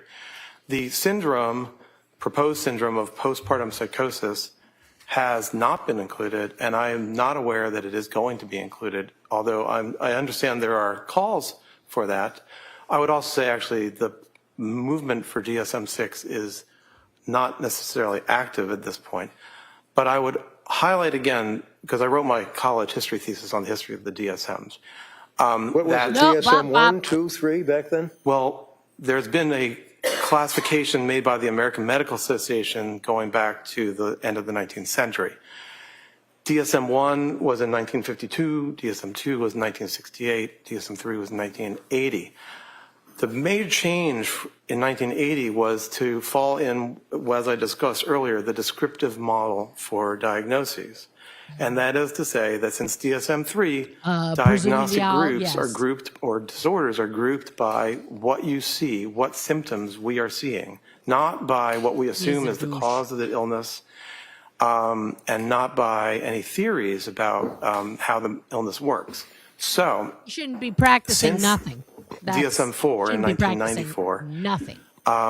as a part of making DSM-4, a literature review was completed by Dr. Ellen Frank, which indicated a roadmap for what to include in terms of postpartum designations. And since then, there's been what's called a specifier. So if you highlight depression, you can add a specifier to say when this depression occurred. The limit is that it's a 4-week limit. So under the rules of DSM, after 4 weeks, you wouldn't necessarily, well, you wouldn't call it postpartum. Postpartum psychosis, and here I'm referring mainly to literature, including a review in I love that biological women have psychiatry 4 in the last weeks 12 months, in which to just recover is a proposal from that there is giving a birth, and then type of everything after bipolar that you should be disorder fine. called There's no more postpartum. psychosis, Fuck you. where you this can is have this is a mania or Temmie bipolar attributes. You can have depression. You can have delirium. You can have that. And so when you think about the blah, rules and the guidelines that have been in place since 1980 for revisions of the DSM, they look for, can this category be sufficiently separated from other categories? And does it help treatment? And over time, even though there have been calls, well, there have been hundreds of diagnoses that have been proposed or requested to be in the DSMs. Very few new diagnoses I would let him fucking keep and talking right now, too, because he's a moron. That is the situation for the syndrome called postpartum psychosis, that it is not something that has been approved, and I know there are people who are calling for it. But in the current time, Next question. Okay, thank you. Okay. Are you aware, sir, that postpartum psychosis and postpartum depression are pretty much virtually not even mentioned in your DSM? Thank you. 5 TR? Thank you. I wouldn't agree with that. I was about to say. So you would not I agree don't with it, agree right? with that. Well, I was about to get to that. Sure you were, but you would not agree with it, right? Is that correct? I don't have a basis to say that. Okay. So looking at, and this is 1,050 pages of people putting together This fucking guy. like a cookbook, fair to say, right? No, I wouldn't call it a cookbook. I wouldn't call it that. Would you agree, sir, that postpartum is referred to, page 147, in sex and gender-related diagnostic issues? Would you agree with that, sir? Is that the introductory chapter? This is the chapter, sir, that is pertinent to bipolar disorder. You're familiar with it, Okay, so it's the bipolar chapter. And referencing 147, sex and gender-related diagnostic issues. You're familiar with that, I imagine, right? That's a subset. I mean, that's a portion of the chapter, I imagine, that describes. Right, it's a paragraph. issues. Okay. It's a paragraph. Out of 1,000 pages, it's a paragraph. What's your question? Women may be more likely to experience rapid cycling and mixed states and to have patterns of comorbidity that differ from those of men, including higher rates of lifetime eating disorders. Come on. This is what they talk about with postpartum psychosis and postpartum depression, eating disorders, and the difference between women and men? Is that your question? I'm not sure I understand your question. How you answer it, yeah. What's your question? Postpartum disorders, sir, the difference between women and men, and they make reference to eating disorders? Well, I think the section header, if you don't mind reading it again, was aspects about gender. And so in that section, I imagine they're describing it. I didn't write the DSM, so I'm not here to represent it. Okay. I can just tell you about it. All right. Okay, right here. Sex and gender-related diagnostic issues, right? Would you agree that's under the bipolar and related disorder section? Yeah. The DSM, okay. Page 147 talks about women more likely to experience rapid cycling and mixed states. This guy. Patterns of comorbidity that differ from those of men, including higher rates of lifetime eating disorders, right? Did I read that right? This is cruel and unusual. That's all right. Now he needs glasses. Okay. Did he actually read anything earlier? Women with bipolar 1, read along, or 2 disorder are more likely to experience depressive symptoms than are men. Did I read that right? Yeah. That they, meaning women apparently, have a higher lifetime risk of alcohol use disorder than men. Really? Did I read that right? Yeah, give me a break. And that they also, and much greater likelihood of alcohol misuse disorder than women in the general population. Thank you, Some women Eaglewood. with bipolar disorder experience exacerbation of mood symptoms during their premenstrual time period. Right? It says that, yeah. Yeah. And that this has been associated with a worse course of Look at him illness. trying to Many make women with Reddington look bipolar stupid. disorder also Fuck you, you report moron. Severe emotional Look at this guy. disturbances during He's trying to make perimenopause. Reddington look bad. Estrogen Reddington levels doesn't are look bad. decreasing. Did I read that right? No, I wasn't looking because I'm busy mugging for the fucking camera. Risk of mood episodes in pregnant women with bipolar disorder, except for those who discontinue medications for pregnancy, right? Is that what it says that in the DSM? Yes, Right. So what does that tell you, in 25 words or less, sir, when that sentence, when it talks about, there does not appear to be an increased risk of mood episodes in pregnant women with bipolar disorder except for those who discontinue medication for pregnancy. What does that mean?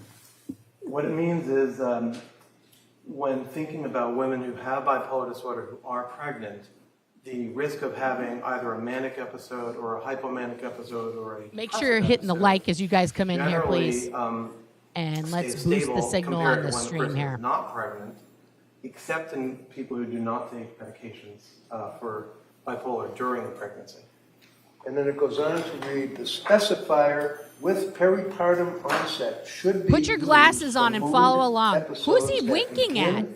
During pregnancy or within 4 weeks of delivery. Your Is that the Honor. 4-week cutoff that you're telling the jury about? That's the 4-week cutoff. That's on that specifier, the peripartum specifier. Yes. When was this last amended? 1958? You're talking about a 4-week number? Yeah. That was created in DSM-4 in 1994. And how about the World Health Organization? What's their cutoff using that term? I don't know. How I can about tell the- you that how the about the- proponents Go of ahead. postpartum psychosis, the illness, utilize, I believe, 12 weeks, maybe 6 weeks. Yeah, he wants to be on a but not more TikTok than shirt. 12. Go How fuck about yourself.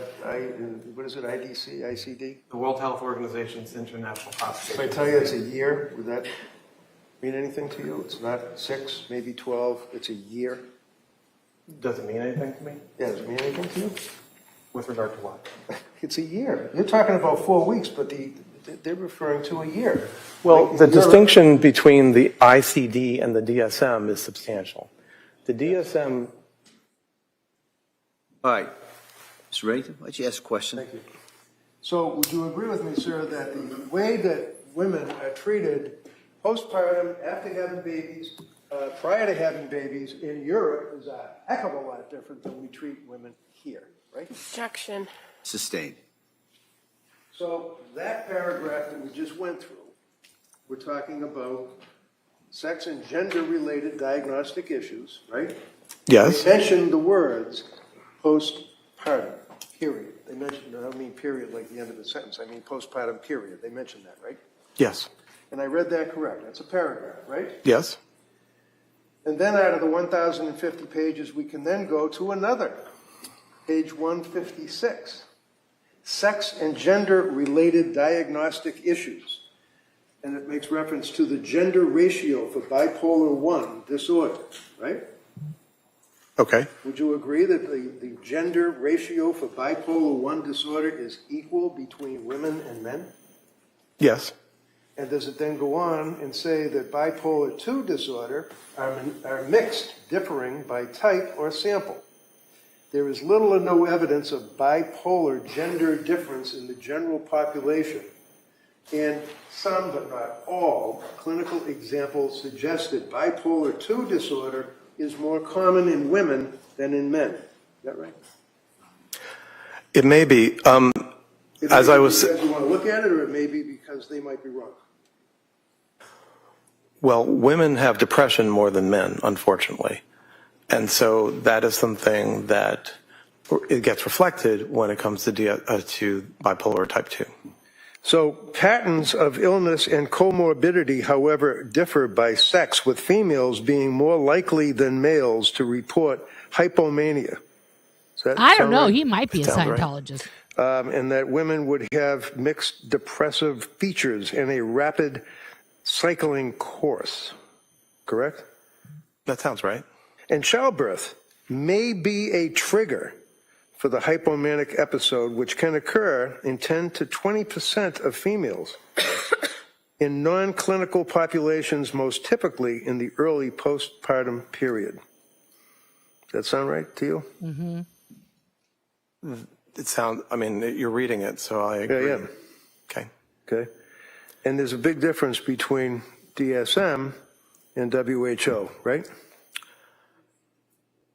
I don't know the WHO's 12 months, what it refers to. When it comes to the proposed postpartum psychosis, one of the elements of the proposal is that it is particularly related to the physiologic changes that happen at the time of birth. And actually, one of the objections that that group has to the way that the DSM is written right now is that they would like it to be solely post-birth rather than one that encompasses pregnancy and birth, because it aligns with the theory that this type of disorder is related to those physiologic changes. So the timing of being closest to birth I'm with you, is Kellyanne. instrumental in that proposal for postpartum psychosis, the disorder. When it's described as a disorder that occurs almost right away at the time of birth. And it is urgent. Who says that? Who? The literature on postpartum psychosis, whether it's postpartum psychosis. What literature? It's not in the Bible, right? Well, it's not in the Bible, but the reports by the people who are advocates, an expert consensus panel who are advocates for inclusion of the syndrome of postpartum psychosis. And they've been trying real hard. Let him finish. Well, he's just going to go on for another half hour. Finish, Doctor. Go ahead. I don't have anything more. Sorry. All right. Go ahead. Would you agree with me, sir, as it relates to this panel of people that you're talking about? These are the people that are trying to get postpartum psychosis, postpartum depression into the DSM-6, right? I don't think they're trying to get postpartum depression included because it already is there. In the two paragraphs that I just read? No. Okay, is there somewhere else that talks about postpartum depression? My Okay, where? God. Well, the report mentions, and I'll find for you what are called the specifiers, where Hi, for Disco both World. bipolar Thank you for disorder that. and also for depressive disorders. Well, it's in there, but I'll find it in the book. Okay. Why don't you look for it? Why don't we do one thing at a time? Yeah, I'd like to and finish that would speaking. be, you said you're going to find it. Just find it. Okay. And then once you find it, then we'll go on to the second part, which would be asking questions and answering God. questions. Okay. Look, even the bailiffs have had enough. I would bet that fucking Lindsay Clancy is familiar with the fucking ICM. So right here on page 173, read it. I'll describe what I'm talking about before I read it, if that's okay.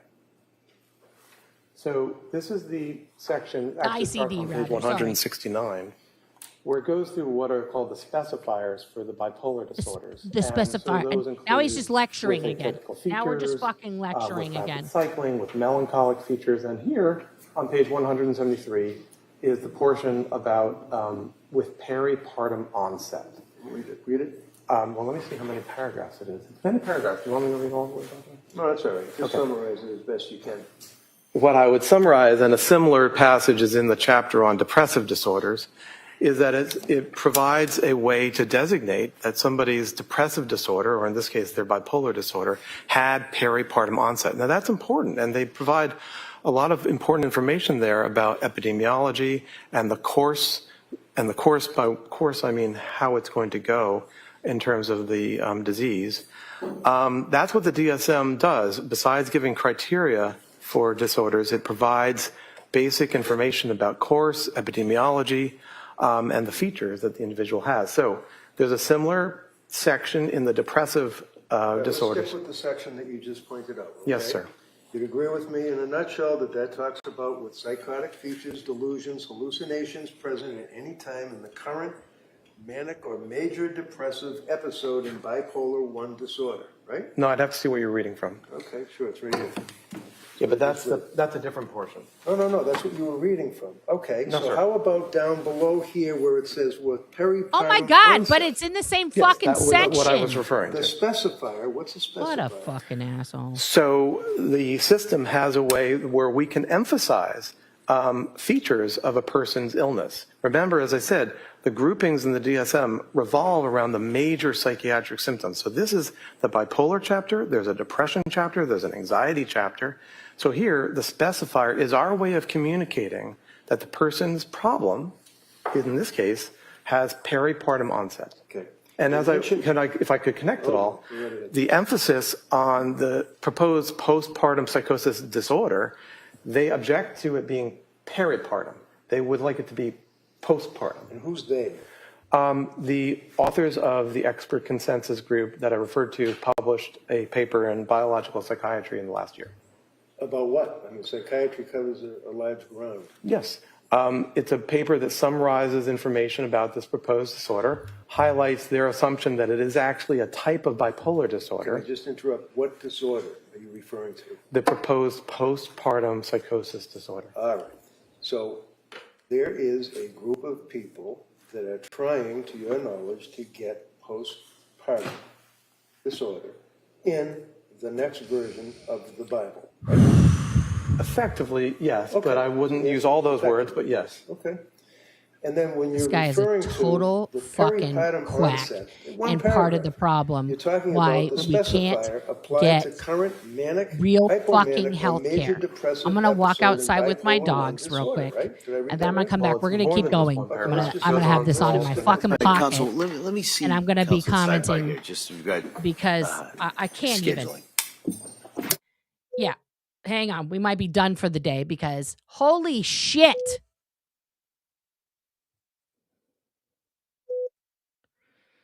Because holy fucking shit.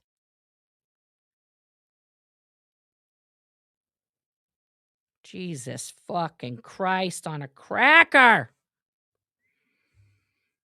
Guys, I have not been this frustrated in a long time.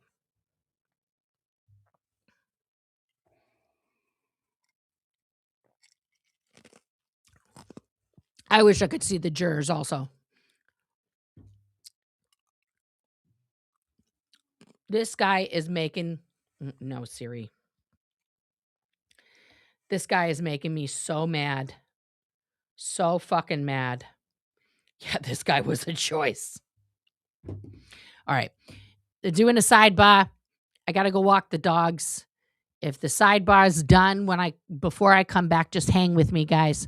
Yeah, I can't believe that the jury would take this guy seriously, but you never know. You never know. You never know. I'm going to be commenting. I'm watching you in the comments.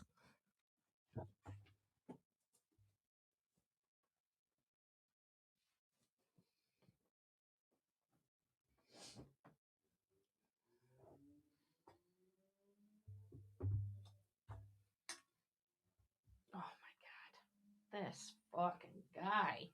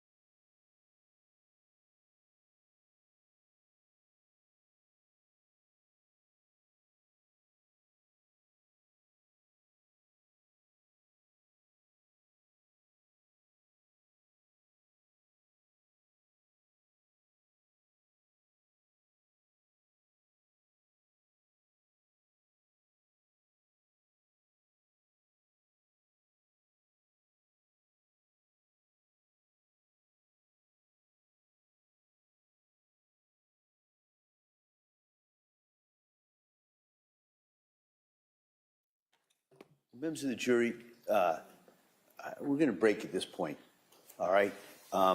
So you know what I'm going to tell you, all right? You've now heard more evidence. You've heard testimony from a number of people. You've gotten more and more exhibits, but you still have to keep that open mind, all right? Because you haven't heard all the evidence. You haven't heard the closing arguments, as I've said before. You haven't even heard the law that you are to apply to this in arriving at your verdict. So I'm going to stress, as I always do, don't talk about this case. Don't read anything about it. Don't listen to anything about it. Just guard against that and really keep an open mind, all right? So I'm going to excuse you till Monday morning, and then I ask you to be here hopefully at 9 o'clock. We'll come back out, and we'll continue with the evidence, all right? And as I'm telling you, we are well on schedule, all right? So I don't want to get ahead of myself, but in case you're wondering, we are definitely well on schedule, much because of your work on this. So I hope everybody has a nice weekend. Maybe it'll stop raining, get outside a little bit.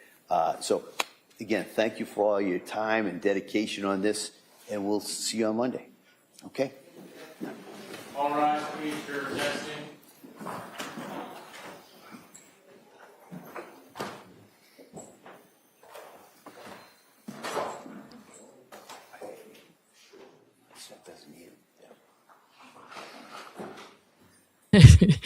I don't know how we're on schedule. This witness took up 3,000 years. My God. Okay, guys. So we're going to end off for today. Holy shit. I didn't even make it out of the house, but I ran up the stairs, as you can see. Anyway, holy shit, that guy was dumb. But we're going to hear him again on Monday. And then hopefully they don't have another fucking dipshit witness like that to show us on Monday. Because that was some of the dumbest shit I've ever heard in my life. I'm going camping this weekend. I'm going to go connect with nature. Thank you guys for being here. Thank you to all my mods. I could not do this without you. I love you guys. Have a great weekend, and I'll see you all on the flippity dippity. I got to make a new opening and closing. Okay. Bye.